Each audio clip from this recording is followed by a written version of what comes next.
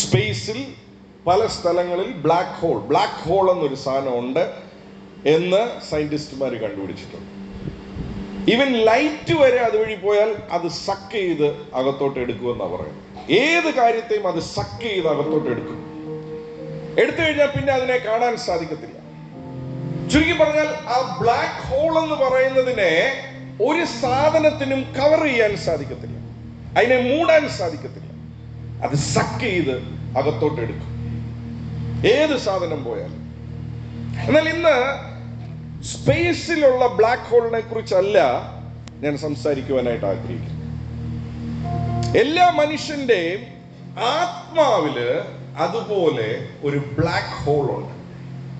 എല്ലാ മനുഷ്യന്റെയും, ഈ ഭൂമിയിൽ ജനിച്ചിരിക്കുന്ന ഓരോ മനുഷ്യന്റെയും സ്പിരിറ്റില്, ആത്മാവില്, ഇതിന്റെ ശബ്ദം നിങ്ങൾ എവിടെ നിന്ന് കേൾക്കുന്നുണ്ടെങ്കിലും നിങ്ങളുടെ സ്പിരിറ്റിനകത്ത് ബൈ ബർത്ത്, പാപത്തിൽ നിങ്ങളും ഞാനും ജനിച്ചതുകൊണ്ട് ഒരു ബ്ലാക്ക് ഹോൾ അവിടെയുണ്ട്. നമ്മുടെ ജീവിതം എന്ന് പറയുന്നത് നമ്മൾ പലപ്പോഴും ഒരു തുളയെ എപ്പോഴും അടയ്ക്കാൻ നോക്കുന്നത് പോലെ, ഒരു തുള നമുക്ക് ഒരിക്കലും കംഫർട്ടബിൾ അല്ല. അപ്പൊ നമ്മൾ പലപ്പോഴും ആ തുളയെ നമ്മൾ അടയ്ക്കാൻ നോക്കുന്നത് പോലെ നമ്മുടെ കൊച്ചിലെ തൊട്ടുള്ള ജീവിതം എന്ന് പറയുന്നത് ലോകപ്രകാരമായിട്ട് മനുഷ്യൻ ചിന്തിക്കുന്നത് നല്ല ജോലി കിട്ടുമ്പം ഈ ഹോൾ അടയും, സാമ്പത്തികം നന്നായാൽ ഈ ഹോൾ അടയും, നല്ലൊരു കുടുംബം കിട്ടിയാൽ ഈ ഹോൾ അടയും, നല്ല പഠിത്തം കിട്ടിയാൽ ഈ ഹോൾ അടയും, UK വിസ കിട്ടിയാൽ ഈ ഹോൾ അടയും, USA സിറ്റിസൺഷിപ്പ് കിട്ടിയാൽ ഈ ഹോൾ അടയും, പ്രൊമോഷൻ കിട്ടിയാൽ ഈ ഹോൾ അടയും, ശമ്പളക്കയറ്റം കിട്ടിയാൽ ഈ ഹോൾ അടയും, ബിസിനസ് പുരോഗമിച്ചാൽ ഈ ഹോൾ അടയും. മനുഷ്യൻ എപ്പോഴും ചില കാര്യങ്ങളുടെ പുറകെ ഓടി നടക്കുക. ഇതിന് കാര്യങ്ങൾ ചെയ്തെടുത്താൽ ഈ ഹോള് അടയുമെന്ന്. പക്ഷെ സ്പേസിലുള്ള ബ്ലാക്ക് ഹോളിന്റെ കാര്യം പറഞ്ഞതുപോലെ തന്നെ ഭൗതികമായി ഈ ഭൂമിയിൽ എന്തെല്ലാം ഒരു വ്യക്തി നേടിയെടുത്താലും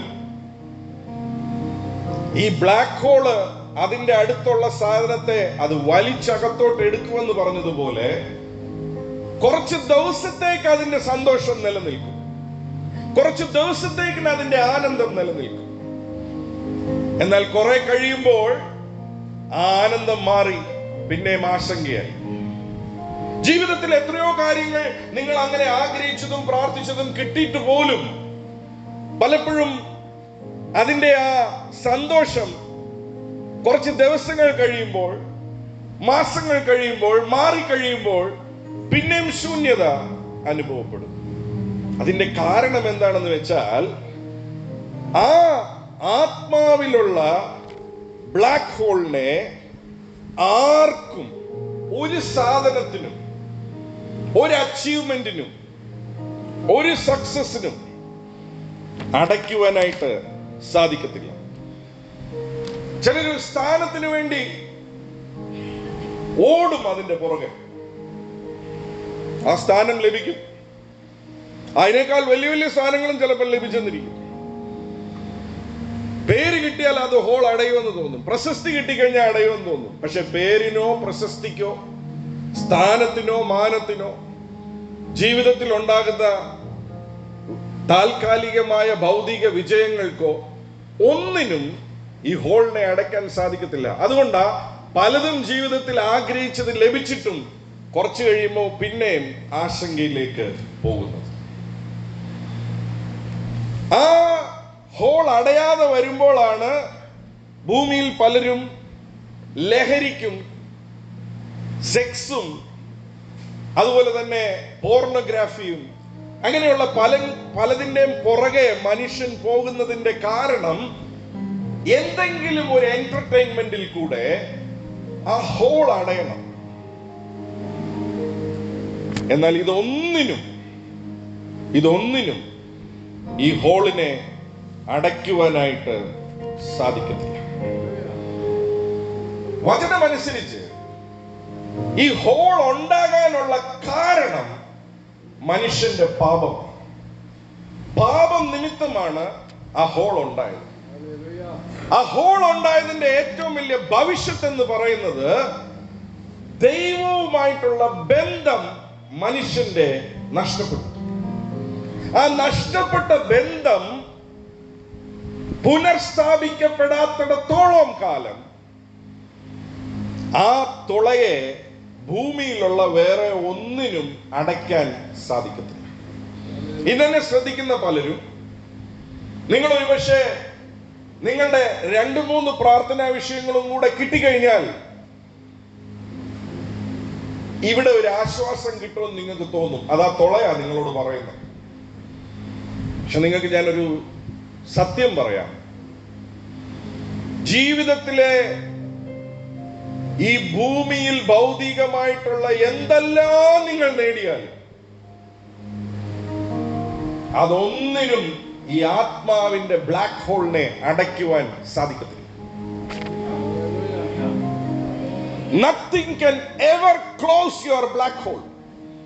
Because അതിന്റെ കാരണം അത് പാപം കൊണ്ടുണ്ടായ തുളയാ. പാപം കാരണം ഉണ്ടായ തുളയെ ഒരു മനുഷ്യനും അടയ്ക്കാൻ സാധിക്കാത്ത അവസ്ഥയിൽ ദൈവവചനം യെശയ്യാവിന്റെ പുസ്തകം അതിന്റെ 1-ാം അധ്യായം അതിന്റെ 18-ാമത്തെ വാക്യത്തിൽ ഇങ്ങനെ നമ്മൾ വായിക്കുന്നു. യെശയ്യാവിന്റെ പുസ്തകം 1-ാം അധ്യായം അതിന്റെ 18-ാമത്തെ വാക്യം നമുക്ക് വായിക്കാം. വരുവിൻ നമുക്ക് തമ്മിൽ വാദിക്കാം, വരുവിൻ നമുക്ക് തമ്മിൽ വാദിക്കാം എന്ന് യഹോവ അരുളിച്ചെയ്യുന്നു. നിങ്ങളുടെ പാപങ്ങൾ കടും ചുവപ്പായിരുന്നാലും, നിങ്ങളുടെ പാപങ്ങൾ കടും ചുമപ്പായിരുന്നാലും ഹിമം പോലെ വെളുക്കും, ഹിമം പോലെ വെളുക്കും. രക്താംബരം പോലെ ചുവപ്പായിരുന്നാലും, രക്താംബരം പോലെ ചുമപ്പായിരുന്നാലും പഞ്ഞി പോലെ ആയിത്തീരും. ഈ വലിയ ക്ലെയിം, ഈ വലിയ വാഗ്ദത്തം ദൈവത്തിനല്ലാതെ വേറെ ആർക്കും പറയാൻ സാധിക്കത്തില്ല. അത് ബൈബിളിൽ രേഖപ്പെടുത്തിയിട്ടുണ്ട്. ബൈബിളിന്റെ ദൈവത്തിന് മാത്രമേ ഇത് പറയാൻ സാധിച്ചിട്ടുള്ളൂ. നിന്റെ പാപം എത്ര ചുമപ്പായിരുന്നാലും, നിന്റെ പാപം എത്ര കൊടൂരമായിരുന്നാലും അതിനെ എനിക്ക് ഹിമം പോലെ വെളുപ്പിക്കുവാനായിട്ട് സാധിക്കും. ചുരുക്കി പറഞ്ഞാൽ മനുഷ്യന്റെ ഉള്ളിൽ, നിങ്ങളുടെ എന്റെ ഉള്ളിലുള്ള ബ്ലാക്ക് ഹോളിനെ, ആത്മാവിലുള്ള ബ്ലാക്ക് ഹോളിനെ യേശുവിന്റെ രക്തത്താൽ മാത്രമേ അടയ്ക്കാൻ സാധിക്കത്തുള്ളൂ. ഈ ഭൂമിയിലുള്ള വേറെ ഒന്നിനും അതിനെ അടയ്ക്കുവാൻ സാധിക്കത്തില്ല. അത് അടയ്ക്കുവാനായിട്ടാണ് യേശു ഈ ഭൂമിയിൽ ഇറങ്ങി വന്നത്. He came into this world for that. അതുകൊണ്ടാണ് 1 യോഹന്നാൻ 1-ാം അധ്യായം അതിന്റെ 7-ാം വാക്യത്തിൽ നമ്മൾ വായിക്കുമ്പോൾ നമുക്ക് കാണുവാനായിട്ട് സാധിക്കും, യേശുക്രിസ്തുവിന്റെ രക്തം സകല പാപങ്ങളിൽ നിന്നും നമ്മളെ മോചിക്കും. നമുക്ക് ആ ഭാഗം ഒന്നുകൂടെ വായിക്കാം. 1 യോഹന്നാൻ അതിന്റെ 1-ാം അധ്യായം അതിന്റെ 7-ാമത്തെ വാക്യം വായിക്കാം. അവൻ വെളിച്ചത്തിൽ ഇരിക്കുന്നത് പോലെ നാം വെളിച്ചത്തിൽ നടക്കുന്നുവെങ്കിൽ നമുക്ക് തമ്മിൽ കൂട്ടായ്മയുണ്ട്. അവന്റെ പുത്രനായ യേശുവിന്റെ രക്തം സകല പാപവും പോക്കി, സകല പാപവും പോക്കി നമ്മെ ശുദ്ധീകരിക്കും. എന്നെ കേൾക്കുന്ന ദൈവ പൈതലേ, തോളയുടെ കാരണം പാപമാ. ആ പാപം കാരണം ഉണ്ടായ തുളയെ അടയ്ക്കുവാനായിട്ട് വേറെ ഒന്നിനും സാധിക്കത്തില്ല. വേറൊരു കാര്യം ഞാൻ പറയാം, ആ തുള അടയാത്തിടത്തോളം കാലം ജീവിതത്തിൽ ബാക്കി എന്തെല്ലാം നേടിയാലും ആ തുളയിൽ നിന്നുണ്ടാകുന്ന ആശങ്കയും അനിശ്ചിതത്വവും ഒരിക്കലും ജീവിതത്തിൽ മാറത്തില്ല.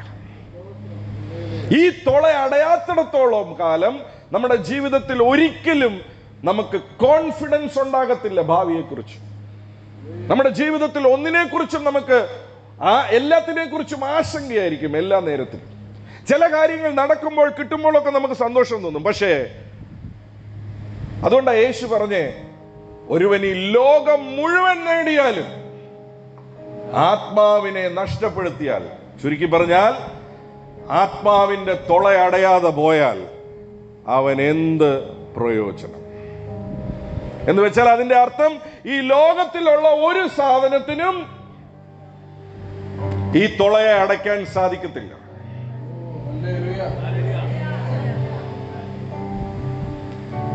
ഇതുവരെ രക്ഷിക്കപ്പെടാത്ത ദൈവ പൈതലും ഇത് തിരിച്ചറിയണം. രക്ഷിക്കപ്പെട്ടു എന്ന് അവകാശപ്പെടുന്ന ദൈവ പൈതലും ഇത് തിരിച്ചറിയണം.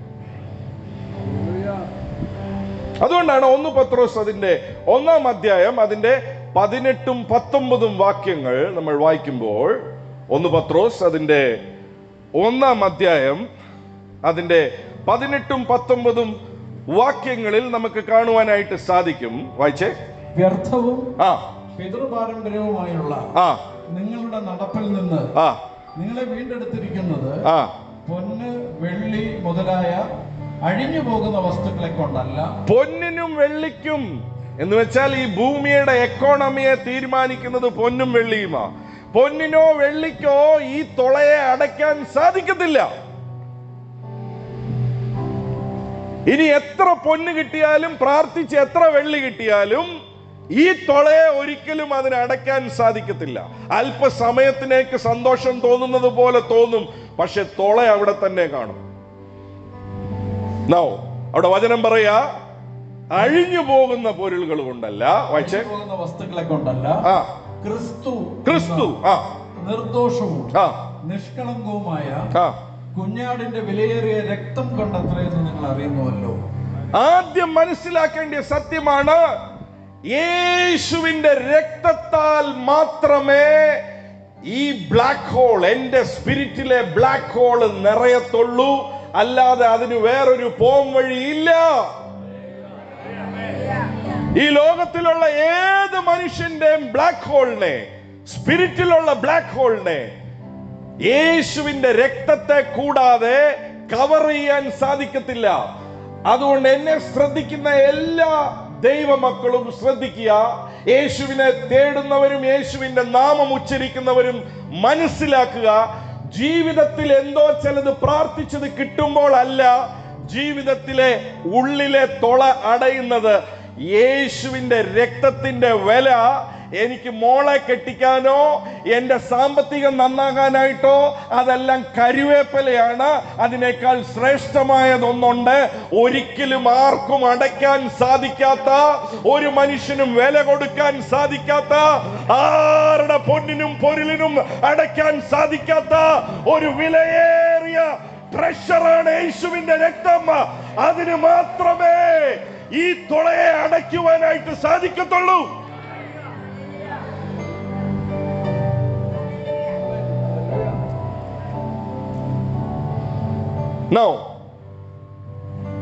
ഈ ഇതിനെക്കുറിച്ച് 2-3 സത്യങ്ങൾ ഞാൻ പറഞ്ഞുവെങ്കിലും പറഞ്ഞ് ഞാൻ മുന്നോട്ട് പോകുവാനായിട്ട് ആഗ്രഹിക്കുക. ഒന്നാമത്തെ കാര്യം,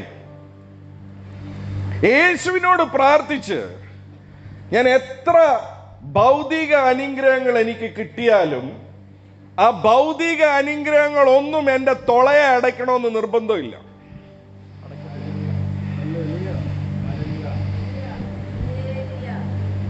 യേശുവിന്റെ കൂടെ എത്രയോ പേര് സഞ്ചരിച്ചു, എത്രയോ പേര് നന്മകൾ പ്രാപിച്ചു. പക്ഷെ അവരുടെ ആരുടെയും ഹൃദയത്തിന്റെ സ്പിരിറ്റിനകത്തിരിക്കുന്ന തുള അടഞ്ഞില്ല.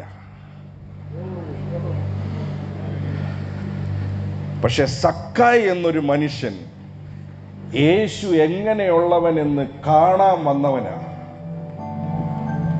അവൻ ബാക്കിയുള്ളവര് യേശുവിന്റെ അടുക്കൽ നിന്ന് വഴി വെച്ച് സാധനം മേടിച്ച് പോകുമ്പോൾ യേശു പറഞ്ഞു, സക്കായി എനിക്ക് നിന്റെ വീട്ടിൽ വരണം. സക്കായി അവനെ വീട്ടിൽ കൊണ്ടുപോയി അവന്റെ ഹൃദയം എന്ന വീടും അവന് തുറന്നു കൊടുത്തപ്പോൾ യേശു പറഞ്ഞു, ഇന്ന് ഈ വീട്ടിന് രക്ഷ വന്നിരിക്കുന്നു. ബാക്കിയുള്ളവർ ഒത്തിരി സൗഖ്യങ്ങളും പ്രാപിച്ചു, ഒത്തിരി നന്മകൾ പ്രാപിച്ചു, അത്ഭുതങ്ങൾ പ്രാപിച്ചു. അവർക്കൊന്നും കിട്ടാത്ത ഒരു സാധനം സക്കായിക്ക് കിട്ടി. സക്കായിയുടെ ആത്മാവിന്റെ തുള അടയ്ക്കപ്പെട്ടു. തുള അടയ്ക്കപ്പെട്ടവന്റെ ഏറ്റവും വലിയ അടയാളം എന്താണെന്നറിയാവോ? സന്തോഷം കൊണ്ട് എഴുന്നേറ്റിട്ട് പിന്നെ ഉള്ളതെല്ലാം അങ്ങ് കൊടുക്കാൻ തുടങ്ങും അവൻ. കിട്ടിയതിന്റെ വില മനസ്സിലാക്കിയവൻ പിന്നെ കിട്ടാൻ നോക്കത്തില്ല, കൊടുക്കാൻ നോക്കും. എനിക്കറിയാം അത് അത്രത്തോളം തലയ്ക്കകത്തോട്ട് കേറിയിട്ടില്ല എന്നുള്ളത്. പക്ഷെ അത് തലയ്ക്കകത്ത് കേറും. അത് തലയ്ക്കകത്ത് കേറണം. അത് കേറിയേ പറ്റത്തുള്ളൂ. നോ. 2, എത്രയെല്ലാം മെറ്റീരിയൽ ആയിട്ടുള്ള അനുഗ്രഹം നമ്മുടെ ജീവിതത്തിൽ കിട്ടിയാലും നമ്മുടെ ഈ ഹോള് അടയ്ക്കപ്പെട്ടിട്ടില്ലെങ്കിൽ നമുക്ക് ഒരിക്കലും പൂർണ്ണമായ സന്തോഷം അനുഭവിക്കാൻ സാധിക്കത്തില്ല. ഒരിക്കലും ഒരിക്കലും. നേരെ തിരിച്ചും പറയാം, ഹോൾ അടഞ്ഞവന്റെ ജീവിതത്തിൽ ചിലത് നടന്നിട്ടില്ലെങ്കിലും അവന്റെ സന്തോഷത്തെ ആർക്കും കവർന്നെടുക്കാൻ സാധിക്കത്തില്ല. ഓ, വിശ്വസിക്കുന്നവരുണ്ടെങ്കിൽ ആ കരങ്ങളെല്ലാം ഒന്ന് തട്ടി.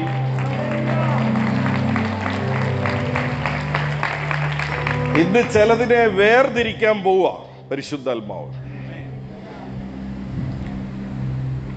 ദൈവം വെളിച്ചമുണ്ടാകട്ടെ എന്ന് പറഞ്ഞു വെളിച്ചം വന്നതിന് ശേഷം വചനം പറയുക, അവൻ വെളിച്ചത്തെയും ഇരുട്ടിനെയും വേർതിരിച്ചു. ചിലതിനെ വേർതിരിക്കുമ്പോഴേ അതിന്റെ മഹത്വം പിടികിട്ടത്തുള്ളൂ. നോ. അങ്ങനെയാണെങ്കിൽ അതിനെക്കുറിച്ചുള്ള 3ാമത്തെ സത്യമാണ്, ഈ തുള അടയുക എന്നുള്ളതാണ് രക്ഷിക്കപ്പെടുക എന്നുള്ള അനുഭവം. രക്ഷയുടെ അനുഭവം എന്ന് വെച്ചാൽ വേറെ ഒന്നുമല്ല, ഈ തുള അടയുന്ന അനുഭവം എന്ന് വെച്ചാൽ എന്റെ തുളയ്ക്കകത്ത് യേശുവിന്റെ രക്തം കൊണ്ട് നിറഞ്ഞ് നഷ്ടപ്പെട്ട യേശുവുമായിട്ടുള്ള ബന്ധം എനിക്ക് തിരികെ പുനർസ്ഥാപിക്കപ്പെടുന്നതിന്റെ പേരാണ് രക്ഷയുടെ അനുഭവം. അതുകൊണ്ടാണ് വചനം പറയുന്നത്, ഒരുവൻ ക്രിസ്തുവിലായാൽ അവൻ പുതിയ സൃഷ്ടിയായി. പുതിയ സൃഷ്ടിയുടെ പ്രത്യേകത എന്നാണെന്നറിയാവോ? ബ്ലാക്ക് ഹോൾ ഇല്ലാത്ത ഒരാത്മാവുള്ള ഒരു മനുഷ്യനാണ് പുതിയ സൃഷ്ടി. ബ്ലാക്ക് ഹോൾ ഇല്ലാത്ത ഒരുവനാണ് പുതിയ സൃഷ്ടി, വീണ്ടും ജനിച്ചവൻ. അവനെ കുറിച്ച് വചനം പറയുന്നു, പഴയതെല്ലാം കഴിഞ്ഞുപോയി. ബ്ലാക്ക് ഹോൾ ഉണ്ടപ്പോൾ ഉള്ള കാര്യങ്ങളല്ല ഇനി അവനെ ഭരിക്കുന്നത്. ഹോൾ അടഞ്ഞ ഒരുത്തന്റെ ജീവിതം പാടെ വ്യത്യാസമായിരിക്കും. യേശു ഭൂമിയിൽ ഉണ്ടായിരുന്നപ്പോൾ പുരുഷാരം ജനം യേശുവിന്റെ കൂടെ ഉണ്ടായിരുന്നു. എന്നാൽ ഒരു കൂട്ടം ആൾക്കാര് യേശുവിന്റെ കൂടെ എപ്പോഴും ഉണ്ടായിരുന്നു. അവരുടെ പേരാണ് ശിഷ്യന്മാർ. സ്നാനപ്പെട്ട ഓരോ ദൈവ പൈതലിനെയും സംബന്ധിച്ച് പരിശുദ്ധാത്മാവ് ആഗ്രഹിക്കുന്നത്, യേശു പറഞ്ഞത് നമുക്ക് വായിക്കാം. മത്തായി എഴുതിയ സുവിശേഷം 28-ാം അധ്യായം അതിന്റെ 18, 19, 20 വാക്യങ്ങൾ നമുക്ക് വായിക്കാം. മത്തായി എഴുതിയ സുവിശേഷം 28-ാം അധ്യായം അതിന്റെ 18, 19, 20 വായിക്കപ്പെടുന്നു. ശ്രദ്ധിക്കുക. യേശു അടുത്തു ചെന്നു, സ്വർഗത്തിലും ഭൂമിയിലും സകല അധികാരവും എനിക്ക് നൽകപ്പെട്ടിരിക്കുന്നു.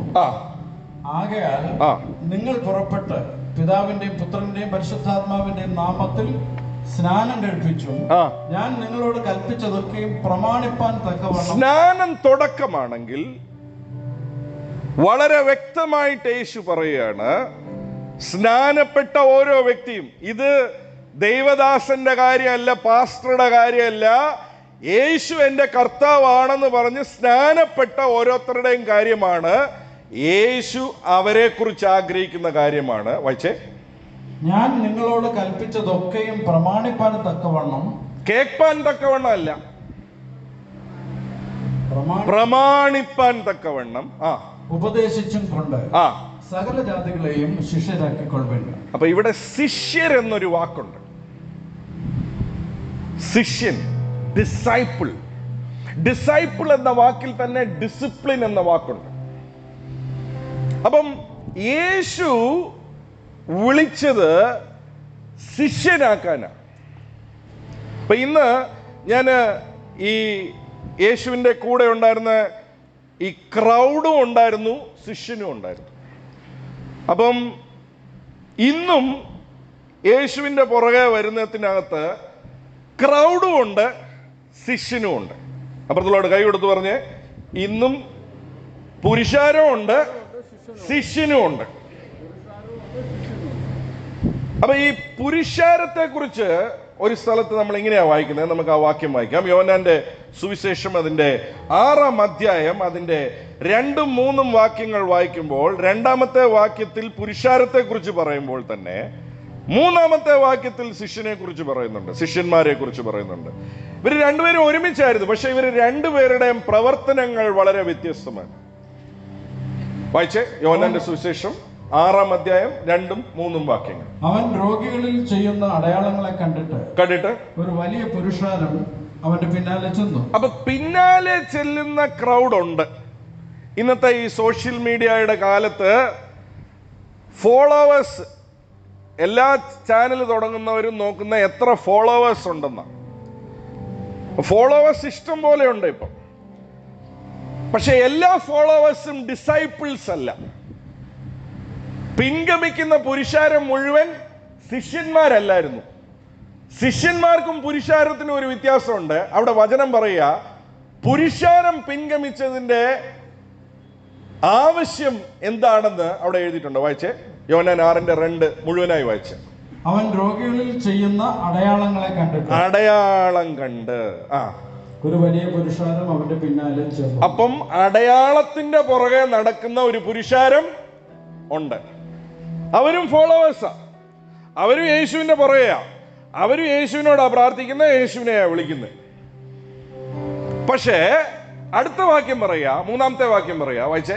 യേശു മലയിൽ കയറി ശിഷ്യന്മാരോട് കൂടെ അവിടെ ഇരുന്നു. കൂടെ ഇരിക്കാൻ പക്ഷെ പുരുഷാരം ഇല്ലായിരുന്നു.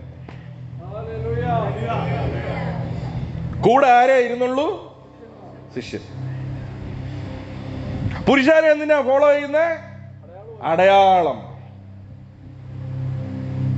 അപ്പൊ ഇന്നും ഇത് തന്നെയാ ട്രെൻഡ്. അടയാളത്തിന് വേണ്ടി മാത്രം പിൻഗമിക്കുന്ന ഒരു കൂട്ടം, അവരെ നമുക്ക് തൽക്കാലം ഫോളോവേഴ്സ് എന്ന് വിളിക്കാം. അപ്പോൾ തന്നെ ശിഷ്യനായി യേശുവിന്റെ കൂടെ ഇരിക്കാൻ താല്പര്യപ്പെടുന്ന ശിഷ്യൻ പുറകെ വന്നത് അടയാളം കിട്ടുമെന്നല്ല. എല്ലാ ദിവസവും യേശുവിന്റെ കൂടെ അവരുണ്ട്.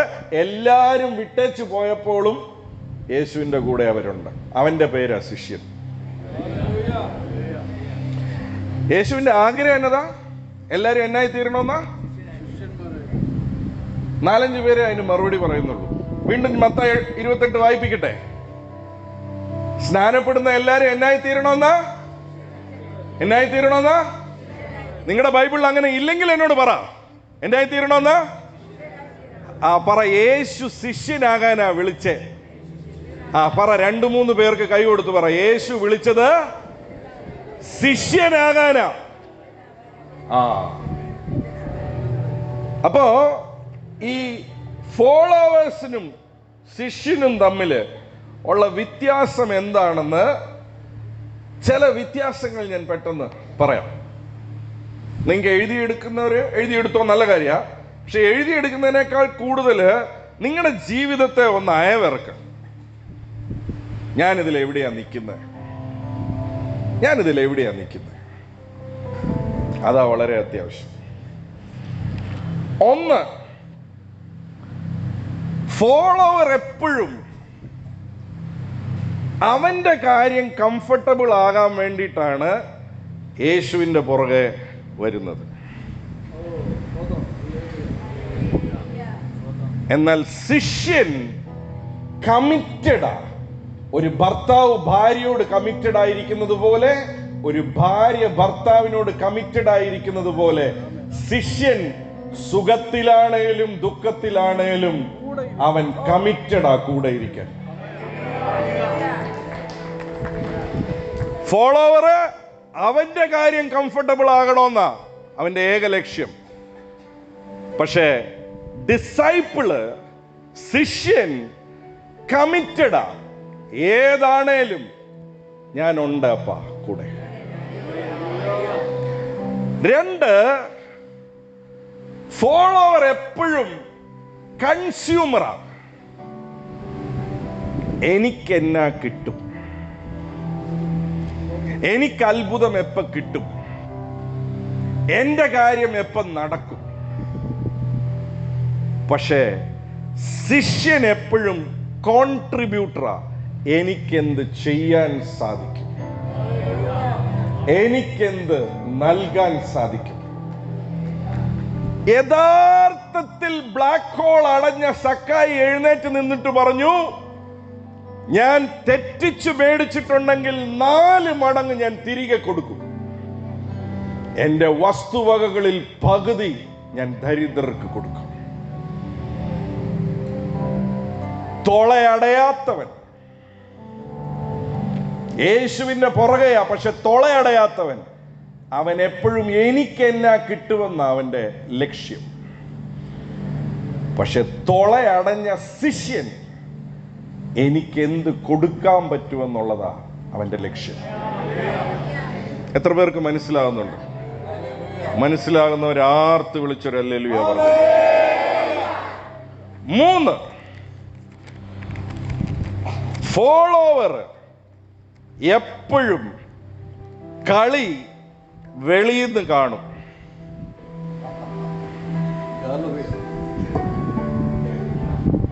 ഗാലറിയിൽ നിന്ന് കാണും. പക്ഷെ ശിഷ്യൻ എപ്പോഴും കളത്തിനകത്ത് നിൽക്കും. ഫോളോവർ കളി കാണാൻ വരുന്നവനാ, ശിഷ്യൻ കളിക്കാൻ തീരുമാനിച്ചവനാ. എത്ര പേർക്ക് മനസ്സിലാവുന്നുണ്ടെന്ന് എനിക്കറിയത്തില്ല. ഒരു സഭയ്ക്കകത്തായിക്കോട്ടെ, ഒരു ഏത് കാര്യത്തിലായിക്കോട്ടെ, ചിലര് കാണാൻ വരുന്നവരാ. പക്ഷെ ചിലരവിടെയുള്ള കാര്യങ്ങളിലെല്ലാം ഇടപെടാൻ, ചെയ്യാൻ വരുന്നവരാ. Followers are spectators from the gallery, കാഴ്ചക്കാരാ. പക്ഷെ ഡിസൈപ്പിൾ എപ്പോഴും അവൻ ഫീൽഡിൽ നിൽക്കുന്നവനാ.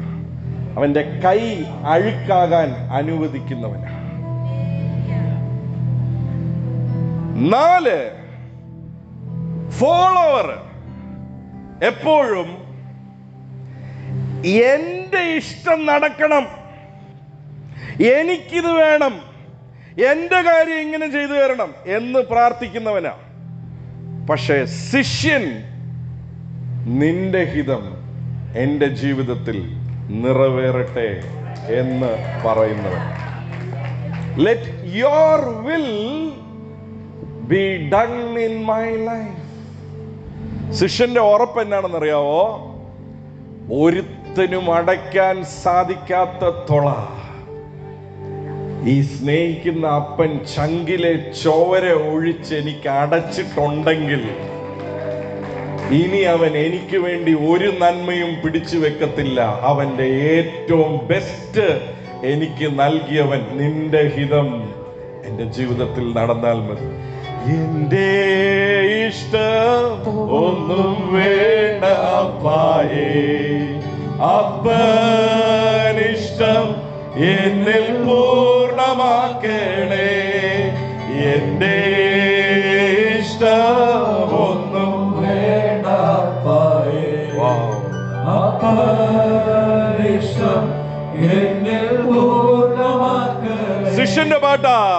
സ്വർഗീയ പിതാവേ നിൻ തിരുഹിതം സ്വർഗത്തിലെ പോലെ ഭൂവിലാക്കണേ. ഓ സ്വർഗീയ പിതാവേ നിൻ തിരുഹിതം സ്വർഗത്തിലെ പോലെ ഭൂവിലാക്കണേ. ഓ നിൻ ഹിതം ചെയ്ത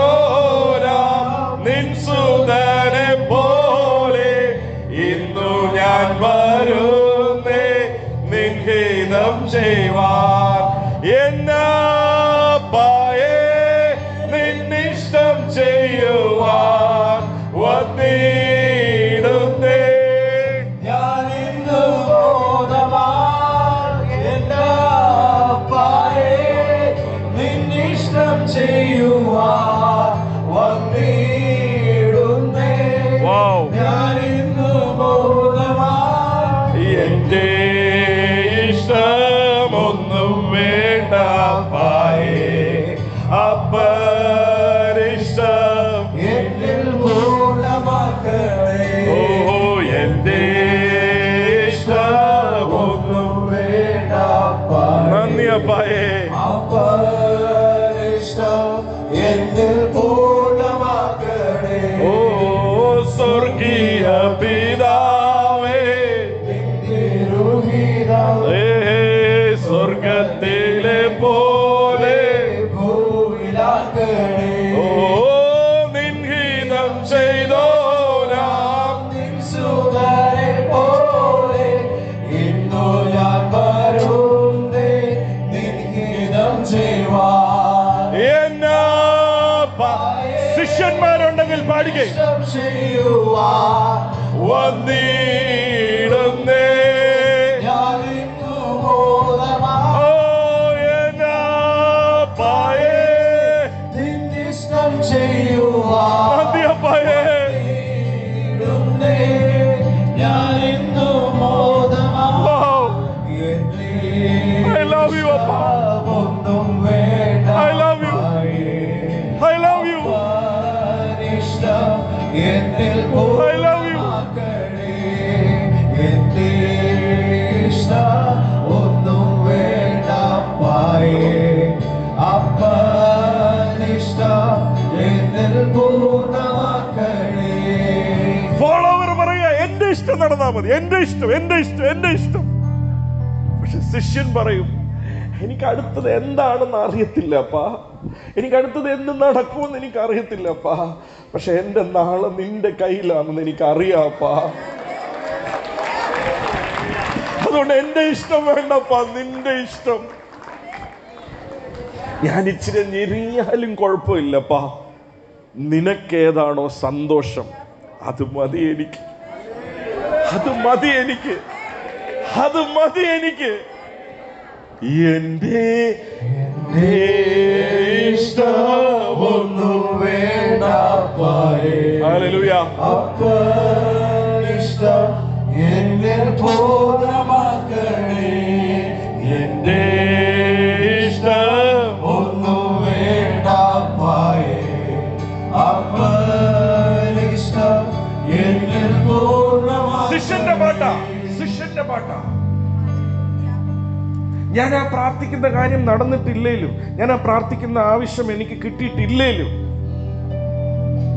വേണ്ടപ്പാ, നിനക്കിഷ്ടമില്ലെങ്കിൽ എനിക്കത് വേണ്ട, നിന്റെ ഇഷ്ടം മാത്രം എന്റെ ജീവിതത്തിൽ നടന്നാൽ മതി.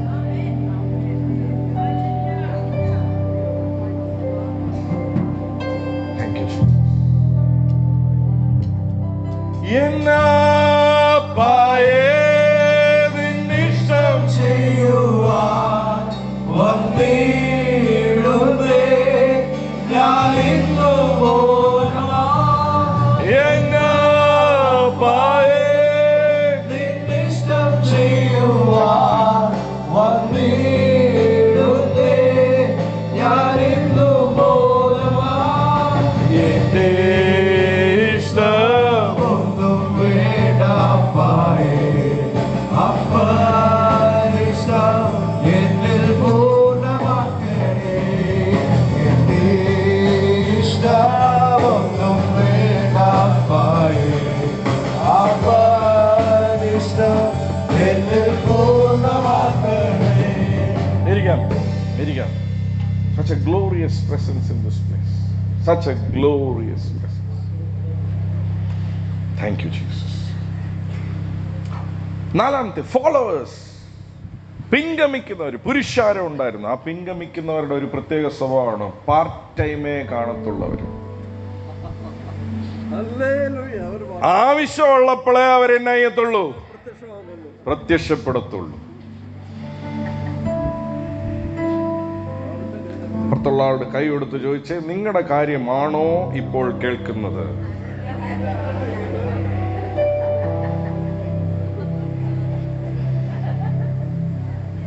ഫോളോവേഴ്സിനെ സംബന്ധിച്ച് ഒരു പ്രത്യേകത, പിൻഗമിക്കുന്നവര്, അവർക്കൊരു പ്രത്യേകതയുണ്ട്. അവരെല്ലാം പാർട്ട് ടൈം എംപ്ലോയീസാ. ആവശ്യമുള്ളപ്പം അടുപ്പം, ഒടപ്പം. ആവശ്യമില്ലെങ്കിൽ പുറകോട്ട്. പക്ഷേ ശിഷ്യൻ 24/7 ബന്ധത്തിൽ നിൽക്കുന്നവൻ. Hallelujah, hallelujah. ആറാമത്തെ കാര്യം, പിൻഗമിക്കുന്നവൻ, ഫോളോവർ. അവൻ ഭൂരിപക്ഷം ആൾക്കാർ എതിലേ പോകുന്നോ അതിലേ കൂടെയേ പോകത്തുള്ളൂ. ക്രൗഡ് എവിടെ കൂടെ നിൽക്കുന്നോ, ക്രൗഡ് ഉണ്ടെങ്കിൽ അതിന്റെ കൂടെ നിൽക്കും. പക്ഷേ ലോകത്തിന്റെ മോഹവും ലോകത്തിന്റെ കാര്യങ്ങളും എല്ലാം നടത്തിച്ച് കിട്ടാൻ വേണ്ടിയാണ് അവൻ വചനം കേൾക്കുന്നത് തന്നെ. അവിടെ പിൻഗമിക്കുന്നവൻ എപ്പോഴും അവൻ ലോകം പോകുന്ന വഴിയേ പോകത്തുള്ളൂ. ക്രൗഡ് നിൽക്കുമ്പോ നിൽക്കും, പക്ഷെ ക്രൗഡ് ഇല്ലെങ്കിൽ പയ്യെ വലിയും. പക്ഷെ ശിഷ്യൻ അങ്ങനെയല്ല. ശിഷ്യൻ ആരുണ്ടെങ്കിലും ഇല്ലെങ്കിലും ഞാൻ അപ്പാ നിനക്ക് വേണ്ടി. ഹല്ലേലൂയ. അത് മനസ്സിലാകുന്നവരെ ഓർത്ത് ഞാൻ അപ്പായെ സ്തുതിക്കുക. ഏഴാമത്തെ കാര്യം, പിൻഗമിക്കുന്നവൻ വചനം കേൾക്കുന്നവനായിരിക്കും. ശിഷ്യൻ വചനം അനുസരിക്കുന്നവനായിരിക്കും. പിൻഗമിക്കുന്നവന് വചനം കേൾക്കുന്നവനാ, ഇഷ്ടംപോലെ വചനം കേൾക്കുന്നവനാ. പക്ഷേ ശിഷ്യനൊരു വ്യത്യാസമുണ്ട്. ശിഷ്യൻ വചനം കേൾക്കുന്നവനല്ല, വചനം അനുസരിക്കുന്നവനാണ്.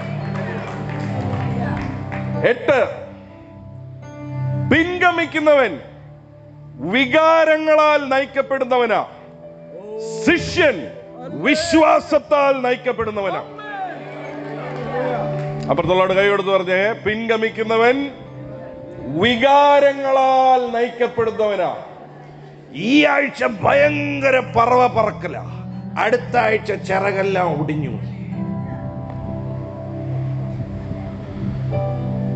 പിൻഗമിക്കുന്നവൻ വികാരങ്ങളാൽ നയിക്കപ്പെടുന്നവൻ. പിൻഗമിക്കുന്നവൻ വികാരങ്ങളാൽ നയിക്കപ്പെടുന്നവനാണ്. ശിഷ്യൻ വിശ്വാസത്താൽ നയിക്കപ്പെടുന്നവൻ. എന്ന് വെച്ചാൽ ഒന്നും കണ്ടില്ലേലും അവൻ തുള്ളിച്ചാടും.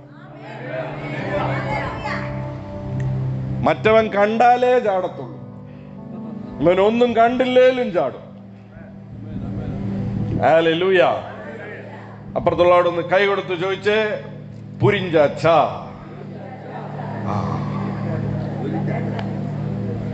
ഒമ്പതാമത്തെ കാര്യം, പിൻഗമിക്കുന്നവന് കിരീടം മാത്രം മതി, സ്ഥാനമാനങ്ങൾ, മോന്റെ ജോലി, മോളുടെ കല്യാണം, UK വിസ, മറ്റേ രോഗത്തിന്റെ സൗഖ്യം, ഇത് മാത്രമേ ഉള്ളൂ list.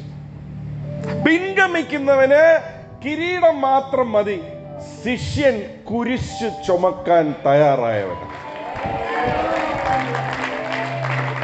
The follower needs only the crown, but the disciple is ready to bear the cross.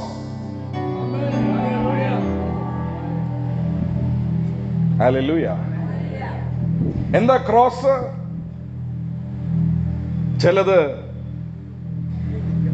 ആവശ്യമില്ലാത്ത കാര്യങ്ങളാണ്, സത്യമല്ലാത്തതാണെങ്കിലും അപ്പന് വേണ്ടി സഹിക്കേണ്ട ആവശ്യം വരികയാണെങ്കിൽ അത് സഹിക്കാനുള്ള മനസ്സ്. ഒരിക്കലും തെറ്റിദ്ധരിക്കരുത്, കുരിശെന്ന് പറയുന്നത് ദാരിദ്ര്യമാണെന്ന്. ദാരിദ്ര്യം കുരിശല്ല, ദാരിദ്ര്യം ശാപ, ഇല്ലായ്മ ശാപ, പോരായ്മ ശാപ. അപ്പന്റെ മക്കൾ ഒരിക്കലും ദാരിദ്ര്യത്തിൽ ആയിരിക്കത്തില്ല. അപ്പൻ സമൃദ്ധി ഉള്ളവനാണെങ്കിൽ മക്കൾ ഒരിക്കലും സമൃദ്ധി ഇല്ലാതെ ഇരിക്കത്തില്ല. ഇരിക്കുന്നുണ്ടെങ്കിൽ അതിന്റെ അർത്ഥം ശാപത്തില. പക്ഷെ ഫോളോവർ, നന്നായിട്ട് ശ്രദ്ധിച്ചു കേട്ടോ, ഫോളോവർ ശാപത്തിലായിരിക്കും, പിൻഗമിക്കുന്നവൻ. ബിക്കോസ് അവന് വചനം പ്രമാണിക്കാൻ താല്പര്യമില്ല. അവനിങ്ങനെ കിട്ടിയാ മതി, ഇതിങ്ങനെ പിഴിഞ്ഞെടുത്താൽ മതി. പക്ഷേ ഡിസൈപ്പിൾ, ശിഷ്യൻ, അവൻ കുരിശ് ചുമക്കാൻ തയ്യാറായ. 10ാമത്തെ കാര്യം, ഫോളോവർ അഥവാ പിൻഗമിക്കുന്നവൻ, അവൻ ഒരാളെ അല്ല, അവൻ ആവശ്യം വന്ന വേറെ ആളെ പിൻഗമിക്കും.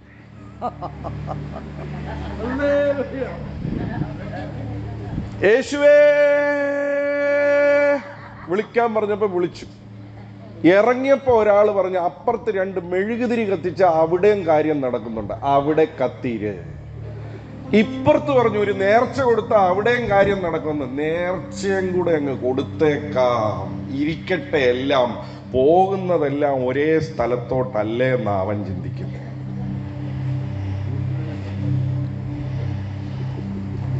അപ്പുറത്തുള്ളവരുടെ കൈ കൊടുത്തു പറ, അതിന്റെ കാര്യം തുളയടഞ്ഞിട്ടില്ല.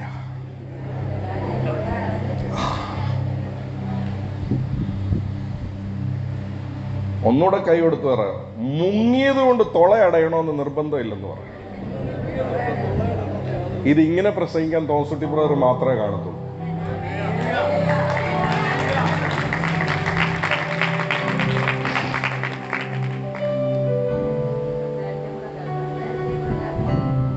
അങ്ങനെ പ്രസംഗിച്ച് അതപ്പതിച്ച ഒരു സഭയല്ല ഉണ്ടാക്കി വെച്ചിരിക്കുന്നത്, അനുഗ്രഹിക്കപ്പെട്ട ഒരു സഭയാണ് ഉണ്ടാക്കി.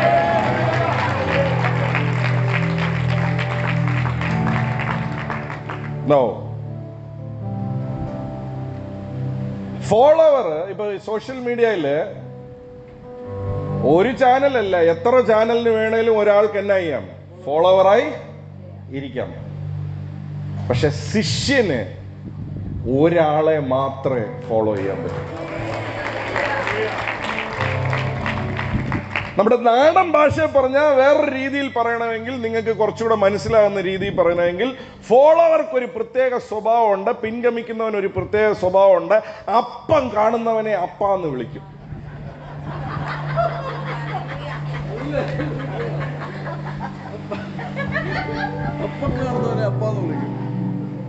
പക്ഷെ ശിഷ്യൻ ഒരപ്പനേ ഉള്ളൂ. കൈ കൊടുത്തു പറ, എന്നെ കൈതട്ട് കുറഞ്ഞു പോയത്. അപ്പുറത്തോട് കൈ കൊടുത്ത് ചോദിച്ചാ എന്നെ കൈതട്ട് കുറഞ്ഞു പോയത്. ഒന്നുകൂടെ കൈ കൊടുത്ത് ചോദിച്ചാ, അപ്പം കാണുന്നവനെ അപ്പാന്ന് വിളിക്കുന്ന സ്വഭാവം ഉണ്ടോന്ന് ചോദിച്ചേ.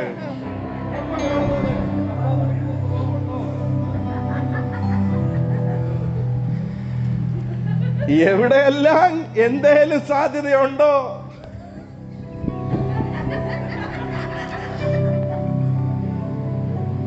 കൈയെടുത്ത് പറ, ശിഷ്യന് പക്ഷെ ഒരപ്പനേ ഉള്ളെന്ന് പറ. അവൻ ആ അപ്പനെ മാത്രമേ അനുഗമിക്കത്തുള്ളൂ. മനസ്സിലാകുന്നവരെ ഓർത്ത് ഞാൻ അപ്പായെ സ്തുതിക്കുന്നു. മനസ്സിലാകുന്നവരുണ്ടെങ്കിൽ ഒരു ഹല്ലേലൂയ പറഞ്ഞാട്ടെ. 11ാമത്തെ കാര്യം, ഫോളോവറിനെ സംബന്ധിച്ച്, പിൻഗമിക്കുന്നവനെ സംബന്ധിച്ച് അനുഗ്രഹം എന്ന് പറഞ്ഞാൽ ഭൗതികം മാത്രമേ തലയിലുള്ളൂ. അവന്റെ സാക്ഷ്യം ചോദിച്ചാൽ അവൻ പറയുന്നത് എനിക്ക് ഇത് കിട്ടി, അത് കിട്ടി, മറ്റേത് കിട്ടി, ഇത് കിട്ടി. അവന്റെ സാക്ഷ്യത്തിൽ എന്തേ ഉള്ളൂ? ഭൗതികം മാത്രമേ ഉള്ളൂ.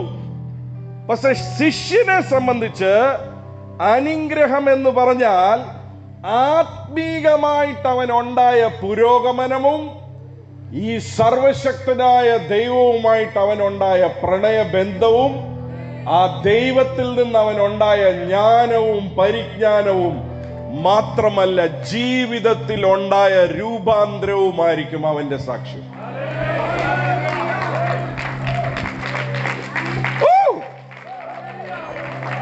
എത്ര പേർക്ക് മനസ്സിലാവുന്നുണ്ട്?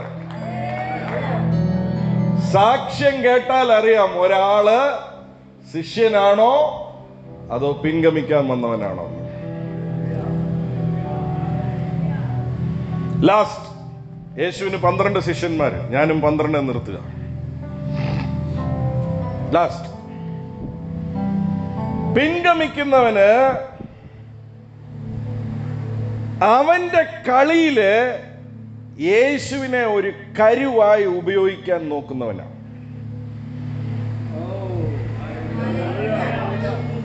എന്നാൽ ശിഷ്യൻ അവന്റെ അപ്പന്റെ കളിയിൽ ഒരു കരുവായി സമർപ്പിച്ചു കൊടുക്കുന്നവനാണ്. ഞാൻ ആ പറഞ്ഞതിന് ഒത്തിരി അർത്ഥമുണ്ട്. പിൻഗമിക്കുന്നവൻ യേശുവിനെ അവന്റെ ജീവിതത്തിന്റെ കളിക്കകത്ത് എങ്ങനെ ഉപയോഗിക്കാം, ശുശ്രൂഷക്കകത്ത് എങ്ങനെ ഉപയോഗിക്കാം, ജോലിക്കകത്ത് എങ്ങനെ ഉപയോഗിക്കാം, എന്റെ കാര്യം യേശുവിനെ വെച്ച് എങ്ങനെ നടത്തിക്കാം എന്ന് നോക്കുന്നവനാ. പക്ഷെ ശിഷ്യൻ എന്റെ അപ്പായുടെ ആ വലിയ ചാർട്ടിനകത്ത് ഞാനൊരു കരുവായി, എന്നെ അനക്കേണ്ടിയ സമയത്ത് നീ അനക്കിക്കോ അപ്പാ, എന്നെ അനക്കേണ്ടെങ്കിൽ ഞാൻ അവിടെ ഇരിക്കണമെങ്കിൽ ഞാൻ അവിടെ ഇരുന്നോളാം അപ്പാ.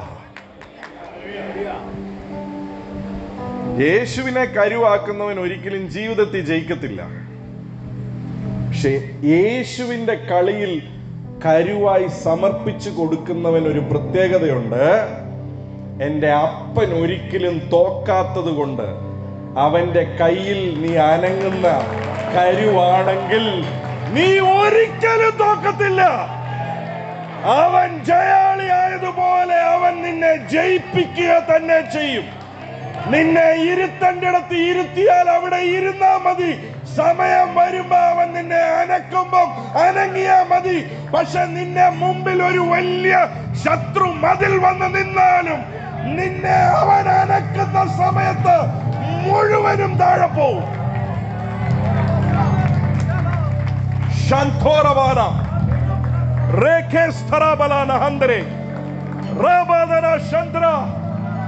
ശിഷ്യന്റെ പ്രാർത്ഥന എന്താണെന്നറിയാവോ? നിന്റെ കളിയിൽ എന്നെ ഒരു കരുവായി ഉപയോഗിക്കണേ, നിന്റെ കയ്യിലെ ഒരു ആയുധമായി ഞാൻ പ്രയോജനപ്പെടട്ടെ. പക്ഷേ പിൻഗമിക്കുന്നവന്റെ പ്രാർത്ഥന എന്താണെന്നറിയാവോ? യേശുവിനെ ഉപയോഗിച്ച് എങ്ങനെ എന്റെ കാര്യം നടത്താം. ശുശ്രൂഷ പോലും ചിലർ യേശുവിനെ ഉപയോഗിച്ച് എങ്ങനെ വളർത്താമെന്നാണ് നോക്കുന്നത്. പക്ഷെ യേശുവിന്റെ വലിയ ഗെയിമിനകത്ത് ശിഷ്യൻ പറയും, അപ്പാ ഞാൻ എന്നെ തന്നെ സമർപ്പിച്ചു കൊടുക്കുക, നീ എന്നെ അനക്കിക്കോ, നീ എന്നെ പ്രയോജനപ്പെടുത്തിക്കോ എന്ന് പറയുന്നവന്റെ ജീവിതത്തിൽ ഒരിക്കലും കുറവുണ്ടാകത്തില്ല. തോക്കത്തില്ലെന്ന്, ജയിക്കത്തേ ഉള്ളൂ. പിൻഗമിക്കുന്നവൻ പിന്നെയും പിന്നെയും തോക്കും, പക്ഷെ ശിഷ്യൻ ഒരിക്കലും തോക്കത്തില്ല. Hallelujah, hallelujah, hallelujah. എഴുതാട്ടെ, ഞാൻ അവസാനിപ്പിക്കാൻ പോവാ. ഇത്ര നേരം ഞാൻ പറഞ്ഞത്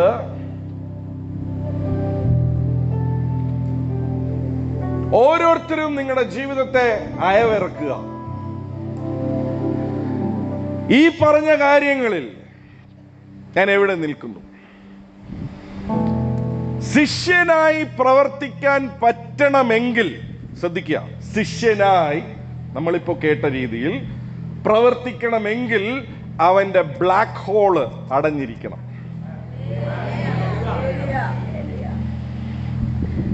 ബ്ലാക്ക് ഹോൾ അടഞ്ഞ ഒരുത്തന് മനസ്സിലാകും, ഈ ഭൂമിയിലുള്ള ഒരു നേട്ടവും ഒരു കാര്യവും അല്ല എന്നെ സന്തോഷിപ്പിക്കുന്നത്, അതിന്റെ അപ്പുറമുള്ളതാ എനിക്ക് കിട്ടിയിരിക്കുന്നത്. കൈയെടുത്ത് പറ, അത് ബ്ലാക്ക് ഹോള് ആത്മാവിലെ അടഞ്ഞാലേ മനസ്സിലാകത്തുള്ളൂ.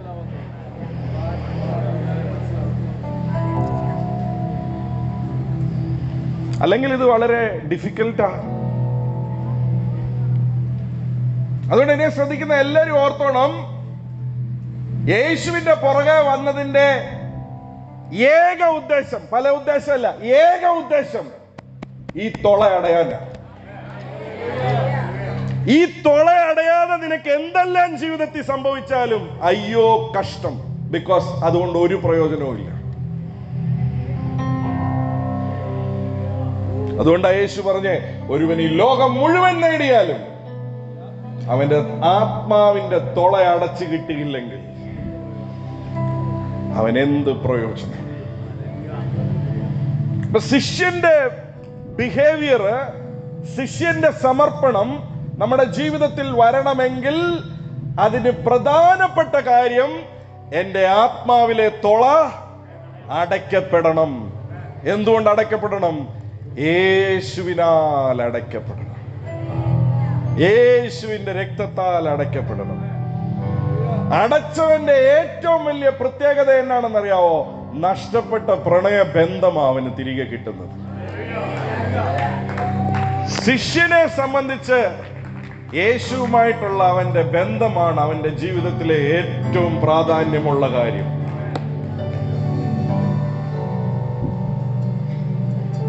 പുരുഷാരം അടയാളം കണ്ടു കഴിഞ്ഞപ്പം വിട്ടു.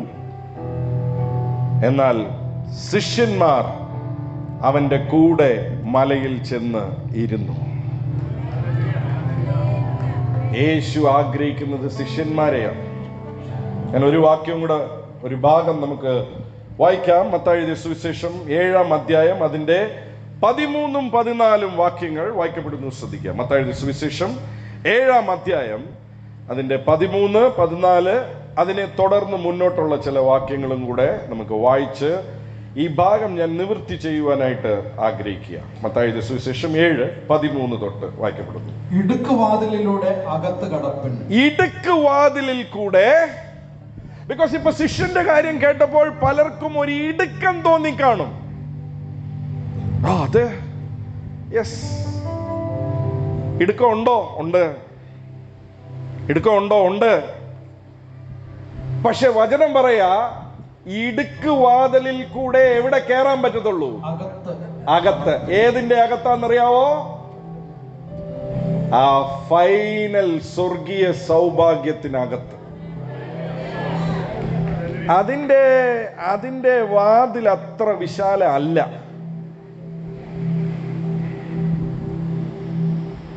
അതിനകത്ത് ഇച്ചിരി ഇടുക്കമുണ്ട്. ഇടുക്കമുണ്ടെന്ന് പറഞ്ഞാൽ അതിനകത്ത് ചിലത് വിട്ടുകൊടുക്ക. അതാ പറഞ്ഞ, ശിഷ്യന്റെ കാര്യം കേട്ടപ്പോൾ മനസ്സിലായി കാണുമല്ലോ, ശിഷ്യൻ പലതിലും വിട്ടുകൊടുത്താലേ ശിഷ്യനായിരിക്കാൻ പറ്റത്തുള്ളൂ. പക്ഷെ അത് ഒരു കർമ്മമായി ചെയ്യാൻ പറ്റത്തില്ല. സ്നേഹത്തിൽ നിന്നേ അത് സാധിക്കത്തുള്ളൂ.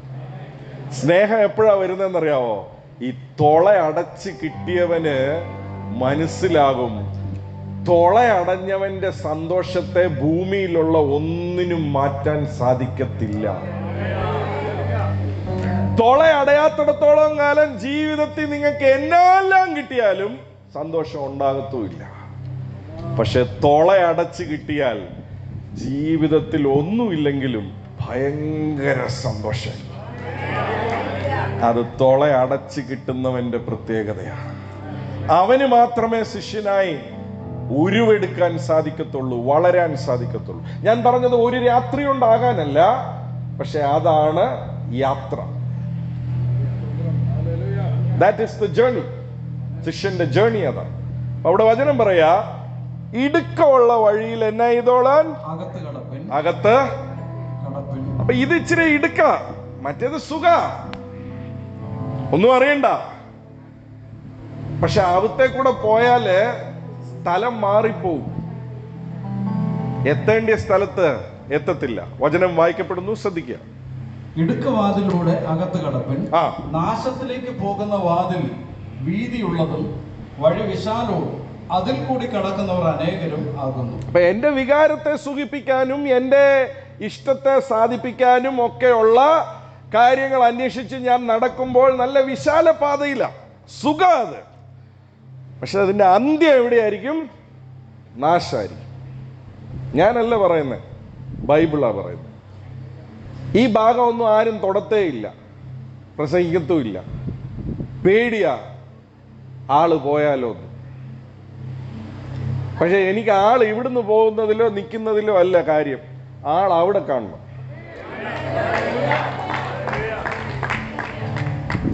യേശുവിന് പറയാൻ മടിയില്ലാത്തത് എനിക്കും പറയാൻ മടിയില്ല. ഉള്ളത് ഇടുക്കിയ വാതിൽ എന്ന് അപ്പൻ പറഞ്ഞിട്ടുണ്ടെങ്കിൽ അതിനകത്ത് ഇടുക്കമുണ്ട്. അതുകൊണ്ടാണ് ശിഷ്യന്റെ കാര്യം നമ്മൾ വായിച്ചപ്പോൾ നമുക്കറിയാം അതിനകത്തൊരു ത്യാഗമുണ്ട്. പക്ഷെ ആ ത്യാഗം ഒരമ്മ തൻ്റെ കുഞ്ഞിന് വേണ്ടി ചെയ്യുന്നതിനകത്ത് ഒത്തിരി ത്യാഗമുണ്ട്. പക്ഷെ അതൊരു കർമ്മമല്ല, അത് സ്നേഹത്തിൽ നിന്ന് ചെയ്യുന്നത് കൊണ്ട് അതിൻ്റെ വേദന ഒരിക്കലും താൻ അറിയത്തുമില്ല, പറയത്തുമില്ല. അതുപോലെ തന്നെ ഈ പ്രാണപ്രിയനോടുള്ള സ്നേഹം എന്ന് തിരിച്ചറിയുന്നോ, പ്രാണപ്രിയന് നിന്നോടുള്ള സ്നേഹം എന്ന് തിരിച്ചറിയുന്നോ, പിന്നെ അത് ത്യാഗമായി തോന്നത്തില്ല.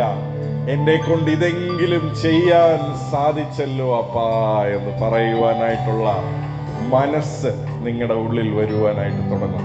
ഹല്ലേലൂയ. വായിച്ചേ 14 വായിച്ചേ. ജീവങ്കിലേക്ക് പോകുന്ന വാതിൽ ഇടുക്കവും വഴി ഞെരുക്കവും ഉള്ളത് അത് കണ്ടെത്തുന്നവർ ചുരുക്കമാണ്. അത് കണ്ടെത്തുന്നവര് ചുരുക്കമത്രേ. ആ കണ്ടെത്തുന്നവര് ചുരുക്കമാണ് ശിഷ്യന്മാർ. പുരുഷാരം മുഴുവൻ പോകുമെന്ന് അവിടെ എഴുതിയിട്ടില്ല. വായിച്ചേ, താഴോട്ട് വായിച്ചേ. ഇനി വളരെ ഇമ്പോർട്ടന്റ് ആണ്. ഈ വഴിയിൽ നടക്കുമ്പോൾ ശ്രദ്ധിക്കേണ്ട ഒരു കാര്യമുണ്ട്. വായിച്ചേ, അടുത്തത് വായിച്ചേ. കള്ളപ്രവാചകന്മാരെ സൂക്ഷിച്ചുകൊള്ളുവിൻ. അപ്പം ഇതിനകത്ത് യേശു വാതിൽ തെരഞ്ഞെടുക്കുന്ന കാര്യം പറഞ്ഞിട്ട് ആദ്യം പറഞ്ഞ വാണിംഗ് എന്നാണെന്നറിയാവോ? കള്ളപ്രവാചകന്മാരെ സൂക്ഷിച്ചു കൊള്ളുവിൻ. എന്ന് വെച്ചാൽ വെറും വിശാലത മാത്രമാ പറയുന്നതെങ്കിൽ, വെറും ഭൗതിക അനുഗ്രഹം മാത്രമാ പറയുന്നതെങ്കിൽ, വെറും നിന്റെ കാറും ബിസിനസ്സും നന്നാകുന്ന കാര്യം മാത്രമേ ഉള്ളെങ്കിൽ സൂക്ഷിച്ചുകൊള്ളുവിൻ, സൂക്ഷിച്ചുകൊള്ളുവിൻ. ബിക്കോസ് യേശു വില കൊടുത്തത് അതിനല്ല. യേശു വില കൊടുത്തത് എൻ്റെ ആത്മാവിലെ ബ്ലാക്ക് ഹോൾ, ആർക്കും നിറയ്ക്കാൻ സാധിക്കാത്ത, അടയ്ക്കാൻ സാധിക്കാത്ത ആ ബ്ലാക്ക് ഹോൾ നിറയ്ക്കാനായിട്ടാണ്. ഒരുത്തർക്കും തരാൻ സാധിക്കാത്ത ആ സന്തോഷം എനിക്ക് തിരികെ തരുവാനായിട്ടാണ്. Hallelujah, hallelujah. വായിച്ച് അവരെ തിരിച്ചറിയണം. വായിച്ച് കള്ളപ്രവാചകന്മാരെ സൂക്ഷിച്ചുകൊള്ളുവിൻ. അവർ ആടുകളുടെ വേഷം പൂണ്ട് നിങ്ങളുടെ അടുക്കൽ വരുന്നു. അകമേയോ കീറുന്ന ചെന്നായ്ക്കളാകുന്നു. അപ്പൊ വെളിയിലുള്ളത് വെച്ച് ഒരിക്കലും ഒരാളെയും മെഷർ ചെയ്യരുത്. അപ്പം വാതിലിനകത്ത് തെരഞ്ഞെടുപ്പിൽ വ്യത്യാസം വരാനായിട്ടുള്ള കാര്യം പറഞ്ഞിട്ട് അപ്പൻ വാൺ ചെയ്യുന്ന ആദ്യത്തെ കാര്യമാണ് കള്ളപ്രവാചകന്മാരെ സൂക്ഷിച്ചുകൊള്ളുവിൻ. എന്ന് വെച്ചാൽ ഒരു കള്ള ഉപദേശം മതി, ഒരു കള്ള പ്രവാചകൻ മതി, ഒരു കള്ള പഠിപ്പീര് മതി ഒരാളെ ജീവിതത്തിൽ വഴിതിരിക്കാനായിട്ട്, വഴിതെറ്റിക്കാനായിട്ട്. അതുകൊണ്ടാണ് യേശു പറഞ്ഞത് പരീശന്മാരുടെ ഉപദേശത്തെ സൂക്ഷിച്ചു കൊള്ളുവാനായിട്ട്. അതൊരു പുളിച്ച മാവ് പോലെയാണ്. അല്പം പുളിച്ച മാവ് മതി മുഴുവനെയും പുളിപ്പിക്കാനായിട്ട്. കേൾപ്പാൻ ചെവിയുള്ളവൻ കേൾക്കട്ടെ. യേശു പറഞ്ഞതാ. വായിച്ചേ, അടുത്തത് വായിച്ചേ. അവരുടെ ഫലങ്ങളാൽ നിങ്ങൾക്ക് അവരെ തിരിച്ചറിയാം. അപ്പം ഞാൻ ഏതാ ബ്രദറെ എടുക്കേണ്ടേ? വളരെ സിമ്പിൾ. വചനം പറയുന്ന ആളുടെ ഫലം നോക്കണം.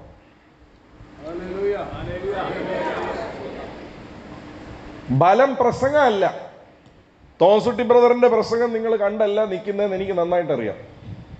ഇത്രയും വർഷം നിങ്ങൾ നിൽക്കാനുള്ള കാരണം നിങ്ങൾ എൻ്റെ ജീവിതം കണ്ടുകൊണ്ടിരിക്കുക. ഓരോരുത്തരുടെയും ജീവിതത്തെ നോക്കണം, ഫലം എന്താണ്. ഫലമില്ലാത്തവന്റെ പ്രസംഗം കൈക്കൊള്ളരുത്. പ്രസംഗം എല്ലാവർക്കും നന്നായി ചെയ്യാൻ പറ്റും. അല്പം പരിശ്രമിച്ചാൽ, കുറച്ച് ഒരു ചെറിയ കഴിവൊക്കെ ഉണ്ടെങ്കിൽ നല്ല ഒന്നാം തരം പ്രസംഗിക്കാൻ പറ്റും. അതുകൊണ്ടൊന്നും മൂവ് ആകത്തില്ല, അതുകൊണ്ടൊന്നും കാര്യങ്ങൾ ശരിയാകത്തില്ല. ശ്രദ്ധിക്കേണ്ട കാര്യമാണ് എപ്പോഴും ഞാൻ കേൾക്കുന്ന അതിൻ്റെ ഫലം എന്താണ്.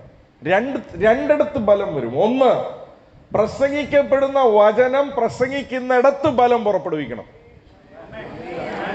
രണ്ട്, പ്രസംഗിക്കുന്ന വ്യക്തിയുടെ ജീവിതത്തിൽ അത് ഫലം പുറപ്പെടുവിക്കണം.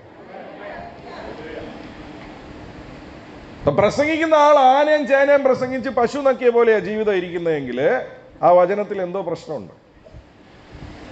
പ്രസംഗിക്കുന്ന സ്ഥലത്തും അത് പ്രവർത്തിക്കുന്നില്ലെങ്കിൽ അതിന്റെ അർത്ഥം സംതിങ് ഈസ് റോങ്.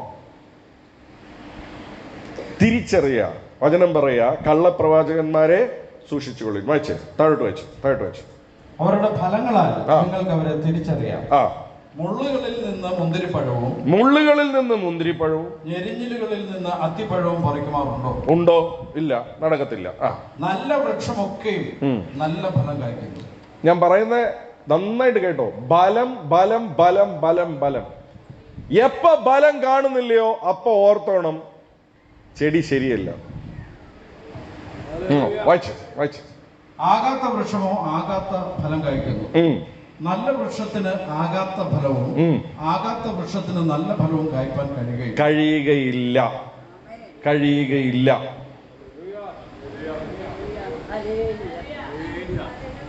ആമേൻ, ആമേൻ. അപ്പം ഒരാള് പറയുന്നതിന്റെ ഫലം ആ പ്രസംഗിക്കപ്പെടുന്ന സ്ഥലത്ത് വരണം.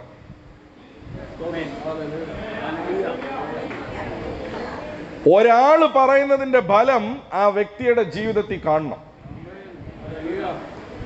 അങ്ങനെ അല്ലെങ്കിൽ അതിനെ തിരിച്ചറിയുക. താഴോട്ട് വായിച്ച്. ഇത് ഇപ്പം വാതിലിന്റെ കാര്യം പറഞ്ഞിട്ടാ പറയുന്നത്. ഏറ്റവും ഇമ്പോർട്ടന്റ് ആയിട്ടുള്ള ഒരു ഡിസിഷനാ എത്താൻ പോകുന്ന ഫൈനൽ ഡെസ്റ്റിനേഷൻ. നല്ല ഫലം കായ്ക്കാത്ത വൃക്ഷമൊക്കെയും വെട്ടി തീയിലിടുന്നു. ഇനി അടുത്തത് വായിച്ചു. ആകയാൽ അവരുടെ ബലത്താൽ നിങ്ങൾ അവരെ തിരിച്ചറിയും. അപ്പൊ ഒന്ന്, ഏത് കേൾക്കണം, ഏത് ശ്രദ്ധിക്കണം, ഏത് കൈക്കൊള്ളണം, തിരിച്ചറിഞ്ഞോണം. കേൾക്കുന്നത് വളരെ സൂക്ഷിച്ചു വേണം കേൾക്കാൻ, കൈക്കൊള്ളുന്നത് വളരെ സൂക്ഷിച്ചു വേണം കൈക്കൊള്ളാൻ. 2 യേശു പറയുക. വായിച്ചേ. കർത്താവേ കർത്താവേ എന്ന് പറയുന്നവൻ ഏവനുമല്ല. എന്നോട് കർത്താവേ കർത്താവേ എന്ന് പറയുന്നവനല്ല, സ്വർഗസ്ഥനായ എന്റെ പിതാവിന്റെ ഇഷ്ടം ചെയ്യുന്നവനത്രേ സ്വർഗരാജ്യത്തിൽ കടക്കുന്നത്. അപ്പൊ വചനം കേൾക്കുന്നവനല്ല, പോകത്തില്ല. വചനം പ്രവർത്തിക്കുന്നവനെ എന്നെ ചെയ്യത്തുള്ളൂ, സ്വർഗരാജ്യത്തിൽ കടക്കാൻ പറ്റത്തുള്ളൂ. ഓക്കെ, വായിച്ചു. കർത്താവേ കർത്താവേ നിന്റെ നാമത്തിൽ ഞങ്ങൾ പ്രവചിക്കുകയും നിന്റെ നാമത്തിൽ ഭൂതങ്ങൾ. ഇവിടെ നിങ്ങൾ വളരെ ശ്രദ്ധിച്ച് കേൾക്കേണ്ട കാര്യമാണ്. ഇവിടെ ഒരു കൂട്ടരുടെ കാര്യം പറഞ്ഞിരിക്കുക. അവര് ചെറിയ ആൾക്കാരല്ല, അവർ അത്ഭുതം അടയാളങ്ങളും ഒക്കെ പ്രവർത്തിച്ച ആൾക്കാരാ. കിട്ടിയ ആൾക്കാരല്ല, അത്ഭുതം കിട്ടിയ ആൾക്കാരല്ല, അത്ഭുതം, രോഗസൗഖ്യം, ഭൂതത്തെ പുറത്താക്കുന്നത് എല്ലാം പ്രവർത്തിച്ച ആൾക്കാരാ. അവരെ കുറിച്ച് വചനം പറയാ, യേശു പറയാ. വായിച്ചേ. കർത്താവേ കർത്താവേ നിന്റെ നാമത്തിൽ ഞങ്ങൾ പ്രവചിക്കുകയും നിന്റെ നാമത്തിൽ. ഇപ്പൊ പ്രവാചകന്മാരാ, പ്രവചിക്കുന്നവരാ. നിന്റെ നാമത്തിൽ ഭൂതത്തെ പുറത്താക്കുന്നവരാ. നിന്റെ നാമത്തിൽ വളരെ വീര്യപ്രവർത്തികൾ ചെയ്തവരാ. ആ നാളിൽ എന്നോട് പറയും. വചനം പറഞ്ഞു. അന്ന് ഞാൻ അവരോട് ഞാൻ ഒരു നാളും നിങ്ങളെ അറിഞ്ഞിട്ടില്ല എന്ന് വെച്ചാൽ മനസ്സിലാക്കേണ്ട കാര്യം, യേശുവുമായിട്ട് ഒരു ബന്ധവും ഇല്ലെങ്കിലും ചിലർക്ക് അത്ഭുതങ്ങൾ ചെയ്യാൻ സാധിക്കും.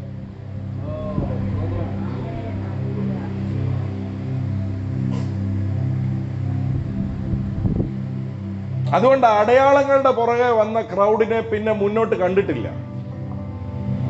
പക്ഷെ ശിഷ്യന്മാരുടെ കാര്യം അപ്പോസ്തല പ്രവൃത്തിയിലോട്ട് കയറി, അവിടുന്ന് ലേഖനങ്ങളിലോട്ട് കയറി.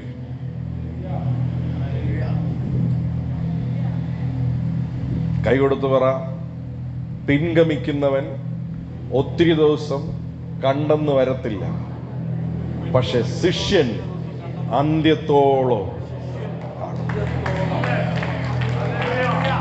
വായിച്ചേ ബ്രദറെ. ഞാൻ അവരോട് പറയും, ഞാൻ ഒരു നാളും നിങ്ങളെ അറിഞ്ഞിട്ടില്ല, അധർമ്മം പ്രവർത്തിക്കുന്നവരെ എന്നെ വിട്ട് പോകുവിൻ എന്ന് തീർത്തു പറയും. അധർമ്മം പ്രവർത്തിക്കുന്നവരെ എന്ന് യേശു അവരെ സംബോധന ചെയ്യണമെങ്കിൽ അതിന്റെ അർത്ഥം അധർമ്മം പ്രവർത്തിച്ചോണ്ടും പ്രവചിക്കാൻ പറ്റും, അധർമ്മം പ്രവർത്തിച്ചോണ്ടും ഭൂതത്തെ പുറത്താക്കാൻ പറ്റും, അധർമ്മം പ്രവർത്തിച്ചോണ്ടും വീര്യപ്രവർത്തികൾ ചെയ്യാൻ പറ്റും. പക്ഷേ യേശു വളരെ വ്യക്തമായി പറഞ്ഞു, അവരുടെ ബലം ശ്രദ്ധിച്ചു കൊള്ളുക. തോസുട്ടി പറയാറ് തൻ്റെ ഇടത്തോടെയാ പ്രസംഗിക്കുന്നത്, ഇന്നും പ്രസംഗിക്കുന്നത്. എൻ്റെ ബലം നോക്കിയിട്ടേ നിങ്ങൾ എൻ്റെ പ്രസംഗം വിശ്വസിക്കാവുള്ളൂ. എൻ്റെ ഫലം ശരിയല്ലെങ്കിൽ നിങ്ങൾ വിശ്വസിക്കരുതെന്ന് ഞാൻ ഇന്നും ധൈര്യമായിട്ട് പറയുക. എൻ്റെ കയ്യിലിരിപ്പ് ശരിയില്ലെങ്കിൽ നിങ്ങൾ വിശ്വസിക്കരുത്. എൻ്റെ ഫലം, എൻ്റെ ജീവിതത്തിലെ ഫലം, ഞാൻ ശുശ്രൂഷിക്കുന്നിടത്തെ ഫലം ശരിയല്ലെങ്കിൽ വിശ്വസിക്കരുത്. ബിക്കോസ് ഏറ്റവും വലിയ വഞ്ചന ആ ഭാഗത്തായിരിക്കുന്നത്. അതുകൊണ്ടാണ് യേശു പറഞ്ഞത്. ഇനി അടുത്തത് വായിക്കപ്പെടുന്നു, ശ്രദ്ധിക്കുക. അപ്പം അത് പറഞ്ഞിട്ട് പിന്നെ പറയാ, വായിച്ചേ. ആകയാൽ ഈ ആകയാല് ഞെരുങ്ങിയ വാതിൽ തൊട്ട് ഇങ്ങോട്ട് വന്നിട്ട് താഴോട്ട് വന്നിട്ട് ആകയാൽ പറയുന്നത് എന്ന് വെച്ചാൽ ആ വാതിലുമായിട്ട് കണക്റ്റഡ് ആയി. ഇപ്പൊ ഇനിയും പറയാൻ പോകുന്ന കാര്യം ആകയാൽ എന്റെ ഈ വചനങ്ങളെ കേട്ട് ചെയ്യുന്നവനൊക്കെയും പാറമേൽ വീട് പണിതവന് ബുദ്ധിയുള്ള മനുഷ്യന് തുല്യം. വൻമഴ ചൊരിഞ്ഞു, നദികൾ പൊങ്ങി, കാറ്റടിച്ച് വീട്ടിന്മേൽ അലച്ചു, അത് പാറമേൽ അടിസ്ഥാനമുള്ളതാകിയാൽ വീണില്ല. എന്ന് വെച്ചാൽ വിശ്വാസത്തിന്റെ എന്ത് പ്രയാസങ്ങൾ വന്നാലും, വിശ്വാസത്തിന്റെ എന്ത് പോരാട്ടങ്ങൾ വന്നാലും, യേശുവിന്റെ വചനത്തിന്റെ മേളിൽ ഒരുത്തൻ വീട് പണിതിട്ടുണ്ടെങ്കിൽ അനുസരിക്കുക എന്ന് പറയുന്നതാണ് അതിന്റെ മേളിൽ വീട് പണിയുക എന്ന് പറയുന്നത്. അങ്ങനെ ചെയ്തിട്ടുള്ളവൻ അങ്ങെത്തും. രണ്ടാമത് പറയാ, വായിച്ചേ. എന്റെ ഈ വചനങ്ങളെ കേട്ട് ചെയ്യാത്തവനൊക്കെയും മണലിന്മേൽ വീട് പണിത മനുഷ്യനോട് തുല്യനാകുന്നു. വൻമഴ ചൊരിഞ്ഞു, നദികൾ പൊങ്ങി, കാറ്റടിച്ച് ആ വീട്ടിന്മേൽ അലച്ചു, അത് വീണു. അതിന്റെ വീഴ്ച വലിയതായിരുന്നു. വായിച്ച അതിന്റെ അടുത്ത് തന്നെ ഈ വചനങ്ങളെ യേശു പറഞ്ഞു തീർന്നപ്പോൾ മതി. അതിന്റെ വീഴ്ച വലിയതായിരുന്നു. സോ എൻ്റെ ജീവിതത്തിൽ വചനമായിരിക്കണം എന്നെ ഗൈഡ് ചെയ്യുന്നത്. ഇപ്പൊ തോസുട്ടി ബ്രദർ ഇന്ന് പ്രസംഗിച്ച പ്രസംഗം ആയിക്കോട്ടെ, നിങ്ങൾ ഇതുവരെ കേട്ട മെസ്സേജസ് ആയിക്കോട്ടെ, ഈ വചനത്തിൽ നിന്നല്ല പ്രസംഗിക്കുന്നതെങ്കിൽ നെവർ ടേക്ക് ഇറ്റ്. 2, വചനത്തിന്റെ ഒരു ഭാഗം മാത്രമാ പ്രസംഗിക്കുന്നതെങ്കിൽ നെവർ ടേക്ക് ഇറ്റ്. പിശാച് യേശുവിനോട് പറഞ്ഞു, നീ ഇവിടെ നിന്ന് ചാടിക്കൊള്ളുക, നിന്റെ കാൽ കല്ലിൽ ഇടരാതിരിപ്പാൻ ദൂതന്മാരെ അവൻ നിനക്ക് വേണ്ടി നൽകുമെന്ന് എഴുതിയിരിക്കുന്നു. യേശു ഉടനെ അവിടുന്ന് എടുത്ത് ചാടിയില്ല. യേശു പറഞ്ഞു, നിന്റെ ദൈവമായ കർത്താവിനെ പരീക്ഷിക്കരുതെന്നും എഴുതിയിരിക്കുന്നു. എന്ന് വെച്ചാൽ ദൈവം ഒരു കാര്യം എനിക്ക് വേണ്ടി ചെയ്യാം എന്ന് പറഞ്ഞിരിക്കുന്നത് പോലെ തന്നെ എന്നോടും ഒരു കാര്യം ചെയ്യാൻ പറഞ്ഞിട്ടുണ്ട്. എപ്പോൾ പ്രസംഗത്തിനകത്ത് ദൈവം ചെയ്യുന്നത് മാത്രം പ്രസംഗിക്കുന്നോ ആ പ്രസംഗത്തെ ശ്രദ്ധിക്കുക.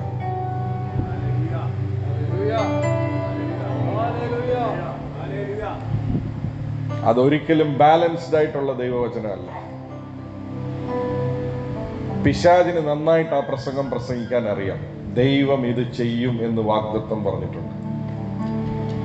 പക്ഷെ യേശുവിന്റെ പ്രസംഗം അതല്ല. യേശു വാഗ്ദത്തത്തെയും ആ വാഗ്ദത്തത്തിന്റെ പൂർത്തീകരണത്തെയും രണ്ടിനെയും ചേർത്ത് പറയുന്ന ആളാണ് യേശു.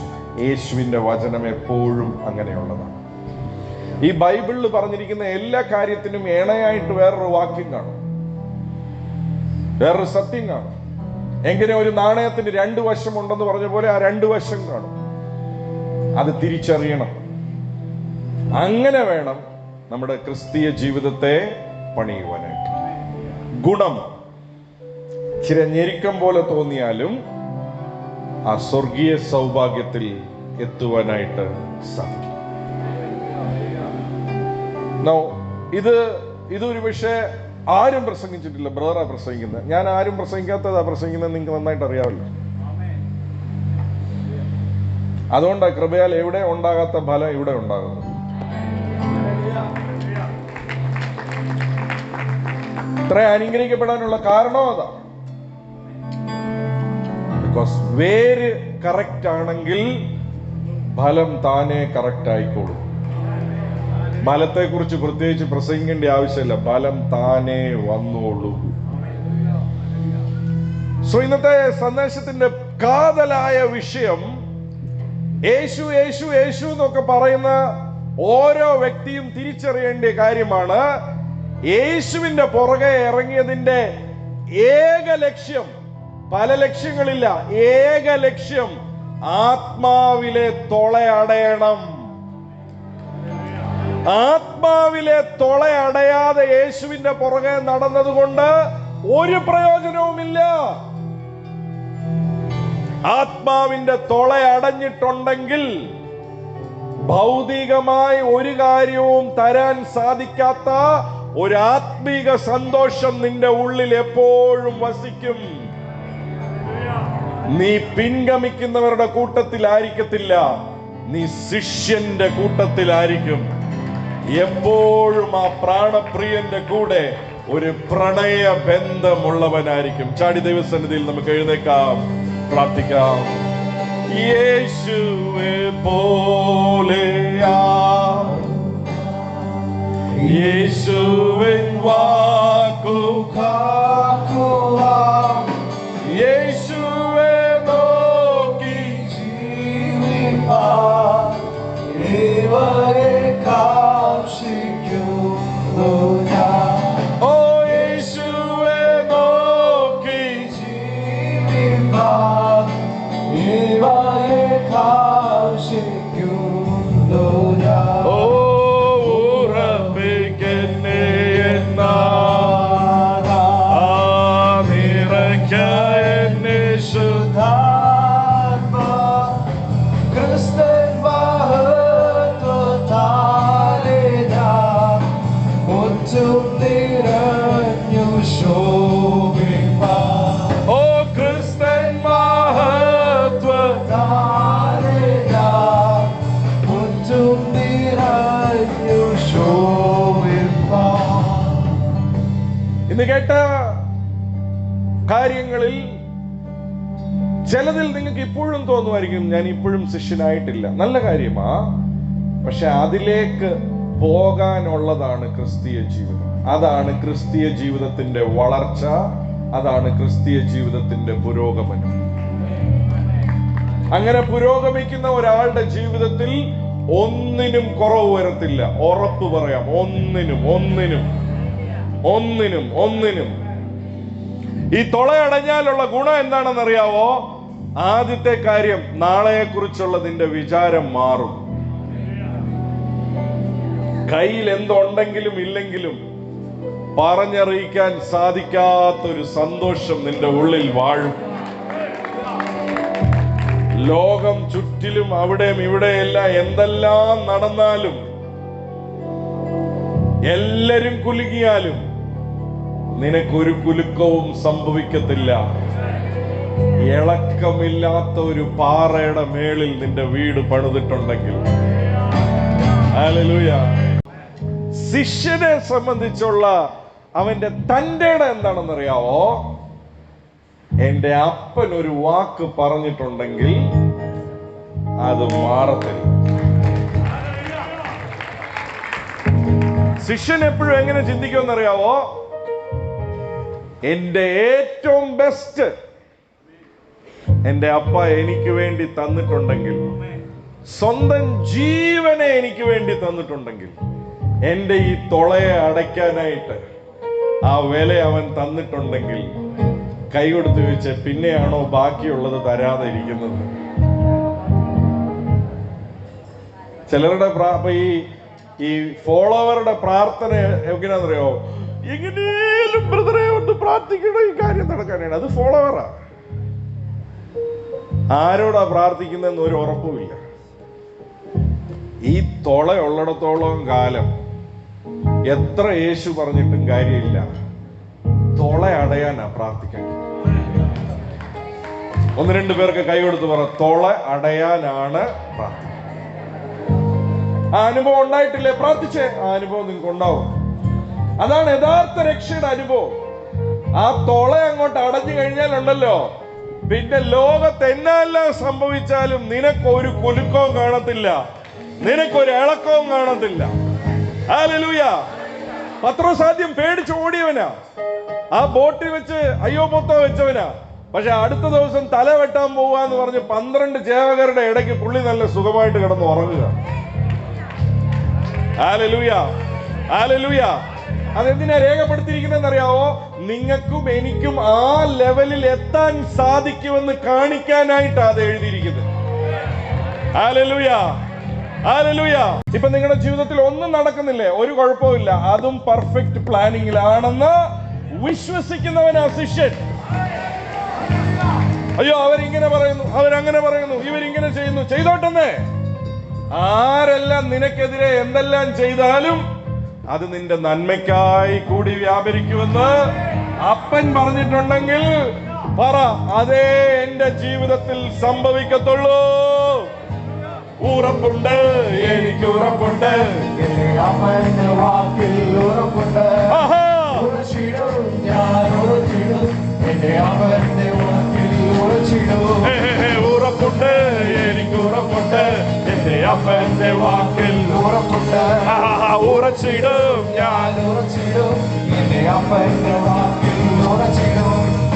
എന്തെല്ലാം നടന്നാലും ആരെന്തു പറഞ്ഞാലും, എന്തെല്ലാം നടന്നാലും ആരെന്തു പറഞ്ഞാലും, എല്ലാവന്റെ നന്മയ്ക്കായി എന്നെ യേശു നടത്തിയിടും.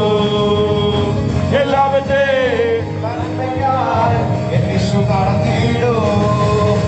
ഉറപ്പുണ്ട്, എനിക്ക് ഉറപ്പുണ്ട്, എന്റെ അപ്പന്റെ വാക്കിൽ ഉറപ്പുണ്ട്. ആഹാ. ഉറച്ചിടും, ഞാൻ ഉറച്ചിടും, എന്റെ അപ്പന്റെ വാക്കിൽ ഉറച്ചിടും. ആ ഉറപ്പ് എവിടെ നിന്ന് വരുമെന്നറിയാവോ? ആ ഉറപ്പ് ബന്ധത്തിന്റെ ആഴത്തിൽ നിന്നേ.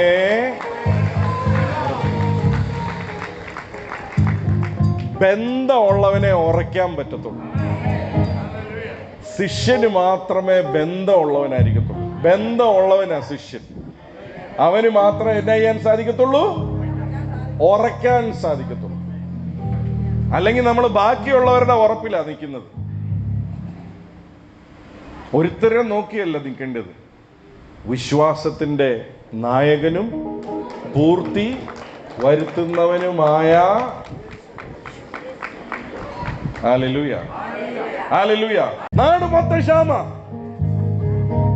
വൺ ഫെലോ കോൾഡ് ഇലൈജ, ഏലിയ എന്നൊരു ഫെലോ അവിടെ നിന്നിട്ട് പറയാ, സ്ത്രീയെ, ക്ഷാമം കഴിയുന്നിടം വരെ നിന്റെ കലത്തിലെ മാവ് കുറയത്തില്ല, നിന്റെ കലശത്തിലെ എണ്ണ കുറയത്തില്ല.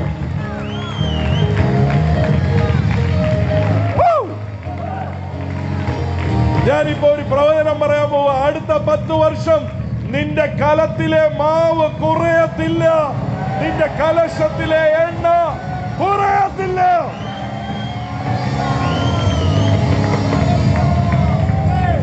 നീ എത്ര എടുത്താലും പിന്നെ വർദ്ധിച്ചു വർദ്ധിച്ചു വർദ്ധിച്ചു വർദ്ധിച്ച് വരും. Hallelujah, hallelujah. എത്ര പേർക്ക് ഉറപ്പുണ്ട്? വിളിച്ചവനിലാ ഉറക്കേണ്ടിയ. ഹല്ലേലൂയ. വിളിച്ചവനിലാ ഉറപ്പ് വരേണ്ടിയ. എത്രയോ പേര് ഈ ഭൂമിയിലുണ്ട്, പക്ഷെ കൊളരുതാത്തവനായ എന്നെ വിളിച്ചു. അതവന്റെ സ്നേഹം. നിങ്ങളുടെ കാര്യം എനിക്കറിയത്തില്ല, എന്നെ അത്ര കൊള്ളരുതായിരുന്നു. ഇന്നും അത്ര നന്നായിട്ടൊന്നുമില്ല, ഇനി എത്രയോ നന്നാകാൻ കിടക്കുക. പക്ഷെ എത്രയെല്ലാം ആണെങ്കിലും എന്നെ മകനായി അവൻ സ്വീകരിച്ച അവന്റെ സ്നേഹത്തെ ഓർത്ത് ഹല്ലേലൂയ, ഹല്ലേലൂയ, ഹല്ലേലൂയ. നാട്ടുകാര് ദൈവമേ എന്ന് വിറച്ച് നിൽക്കുന്നവനെ എനിക്ക് അബ്ബാ പിതാവേ എന്ന് വിളിക്കുവാനുള്ള പുത്ര സ്വീകാര്യത്തെ എനിക്ക് നൽകിയ അവന്റെ സ്നേഹത്തെ ഒരിക്കലും മറക്കാൻ സാധിക്കത്തില്ല.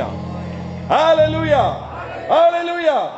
നിങ്ങളും ഞാനും ഒരു ഫോൺ വില കൊടുത്ത് മേടിച്ചാൽ അത് ഇത്രയും സൂക്ഷിക്കുക, കയ്യിൽ നിന്ന് പോകാതെ. പൊന്നും പൊരുളും കൊണ്ടല്ല, ചങ്കിലെ രക്തം കൊണ്ട് നിങ്ങളെ എന്നെയും വിലയ്ക്ക് മേടിച്ചവൻ വഴിക്ക് വെച്ച് ഇട്ടിട്ട് പോകുമെന്നാണോ ചിന്തിക്കുന്നത്? ഒരിക്കലും ഇട്ടിട്ട് പോകത്തില്ല. Hallelujah, hallelujah, hallelujah. എന്നോട് അപ്പം പറയാ, എന്റെ ഉള്ളം കയ്യിൽ ഞാൻ നിന്നെ പിടിച്ചിരിക്കുക, ആർക്കും എന്റെ കയ്യിൽ നിന്ന് നിന്നെ പിറിച്ചെടുക്കാൻ, പറിച്ചെടുക്കാൻ സാധിക്കത്തില്ല. Hallelujah, hallelujah. അസാധാരണമായ ഒരു ദൈവ സാന്നിധ്യം ഈ ഓഡിറ്റോറിയത്തിനകത്ത് ഇറങ്ങി നിൽപ്പുണ്ട്. ആമേൻ, ആമേൻ. പറ, എന്റെ 10 വർഷം, മുന്നോട്ടുള്ള 10 വർഷം ഈ കഴിഞ്ഞ 10 വർഷത്തെക്കാൾ 10 മടങ്ങ് നന്മയുള്ളതും അനുഗ്രഹമുള്ളതും ആയിരിക്കും. Hallelujah, hallelujah. ഈ 10 വർഷത്തിൽ അനുഗ്രഹമുള്ളതായിരിക്കും എന്ന് പറയുമ്പം ഞാൻ എങ്ങനെ ആഗ്രഹിക്കുന്നതെന്ന് അറിയാവോ? എന്നെ സംബന്ധിച്ച് അനുഗ്രഹം എന്ന് പറയുന്നത് ഒരാൾ വന്ന് പറയണം, ബ്രദറെ, ഞാൻ ഈ ആഴ്ചയിൽ 3 പ്രാവശ്യം സ്വർഗത്തിൽ അകത്ത് പോയി കേറിയിട്ട് ഇറങ്ങി വന്നാൽ. അതൊന്നും കേട്ടിട്ടില്ല അല്ലേ? അതാ കേൾക്കേണ്ടത്. ഹല്ലേലൂയ. ഞാൻ പോയി ഇന്ന കാര്യം കണ്ടു, യേശു എന്നോട് ഇന്ന കാര്യം സംസാരിച്ചു, ഇന്ന കാര്യങ്ങളെ കുറിച്ച് എനിക്ക് വെളിപ്പെടുത്തി തന്നു. ഓ, ഞാൻ ആ പ്രാണപ്രിയനെ കണ്ടു, ഒരുക്കി വെച്ചിട്ടുള്ള വൻ മാളികകൾ ഞാൻ കണ്ടു. നിത്യതയെ കുറിച്ചുള്ള കാഴ്ചപ്പാടുള്ളവരാ യഥാർത്ഥ ശിഷ്യൻ. Hallelujah, hallelujah. അപ്പം ആ 10 വർഷത്തിൽ 10 മടങ്ങ് പെരുകുക എന്ന് പറഞ്ഞാല് അപ്പനുമായിട്ടുള്ള ബന്ധത്തിൽ.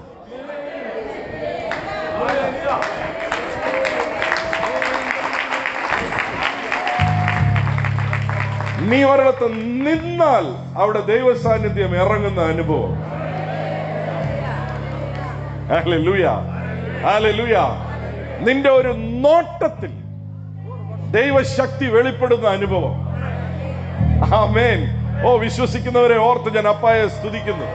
Hallelujah, hallelujah, hallelujah. നീ ഒരു കാര്യം ശരിയെന്ന് പറഞ്ഞാൽ സ്വർഗം അതിനെ സൈൻ ചെയ്യുന്ന. എനിക്കറിയത്തില്ല ആരോടാ പ്രവചിക്കുന്നതെന്ന്, പക്ഷേ ഏറ്റെടുക്കേണ്ടിയവർക്ക് ഏറ്റെടുക്കാം. നീ ഒരു കാര്യം ഇങ്ങനെ ആകണമെന്ന് പറഞ്ഞാൽ അപ്പൻ ഉടനെ സൈനിട്ട് ആമേൻ, അങ്ങനെ തന്നെ നടക്കട്ടെ എന്ന് പറയുന്ന.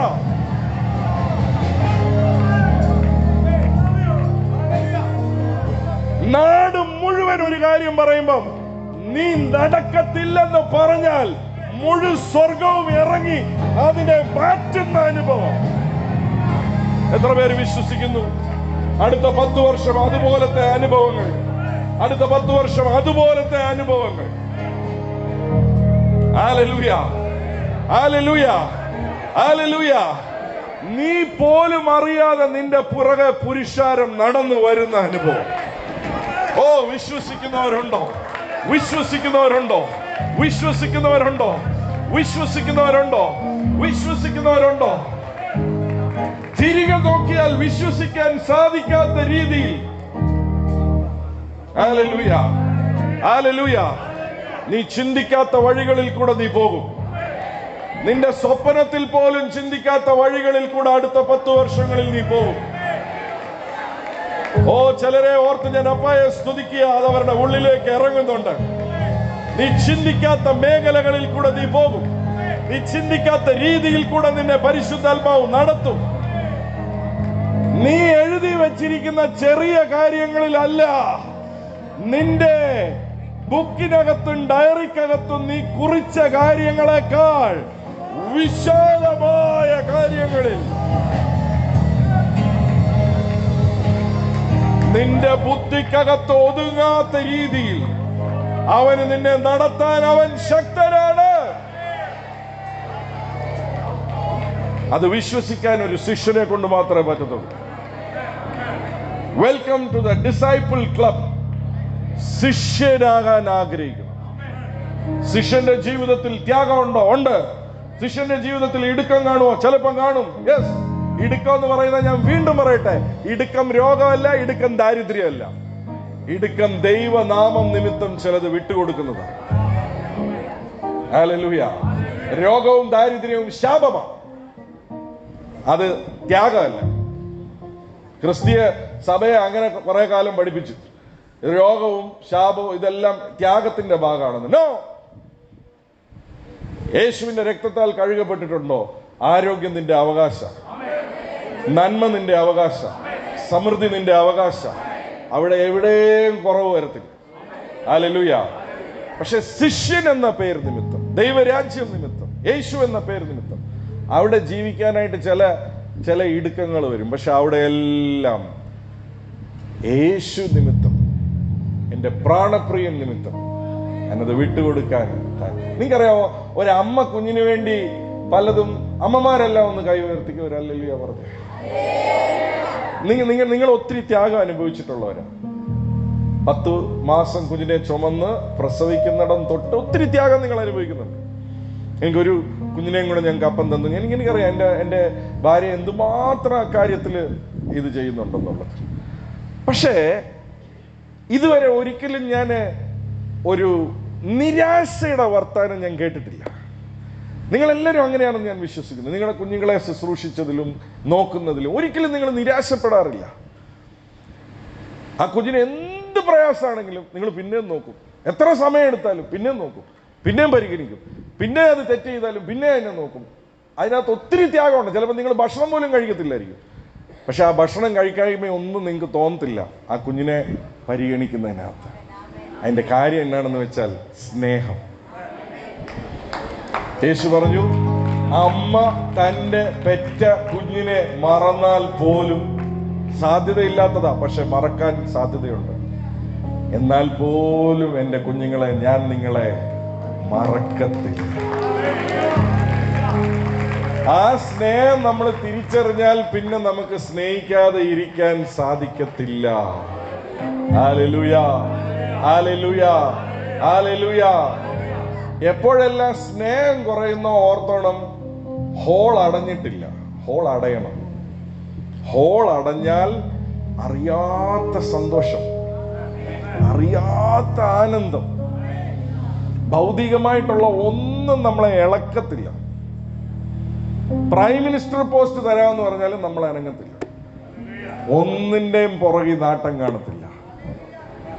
യേശു മാത്രം എനിക്ക് മതി. എനിക്ക് കിട്ടാവുന്നതിൽ ഏറ്റവും വലിയ നിധി. Hallelujah, hallelujah. അക്കരങ്ങളെല്ലാം ഉയർത്തി നമുക്ക് ചേർന്ന് പാടാം.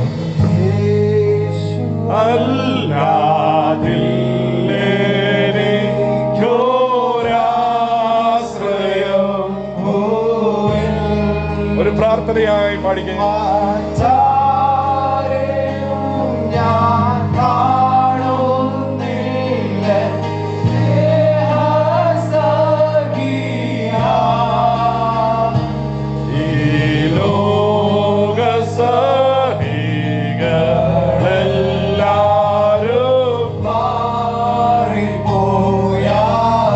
എന്റെ രക്ഷക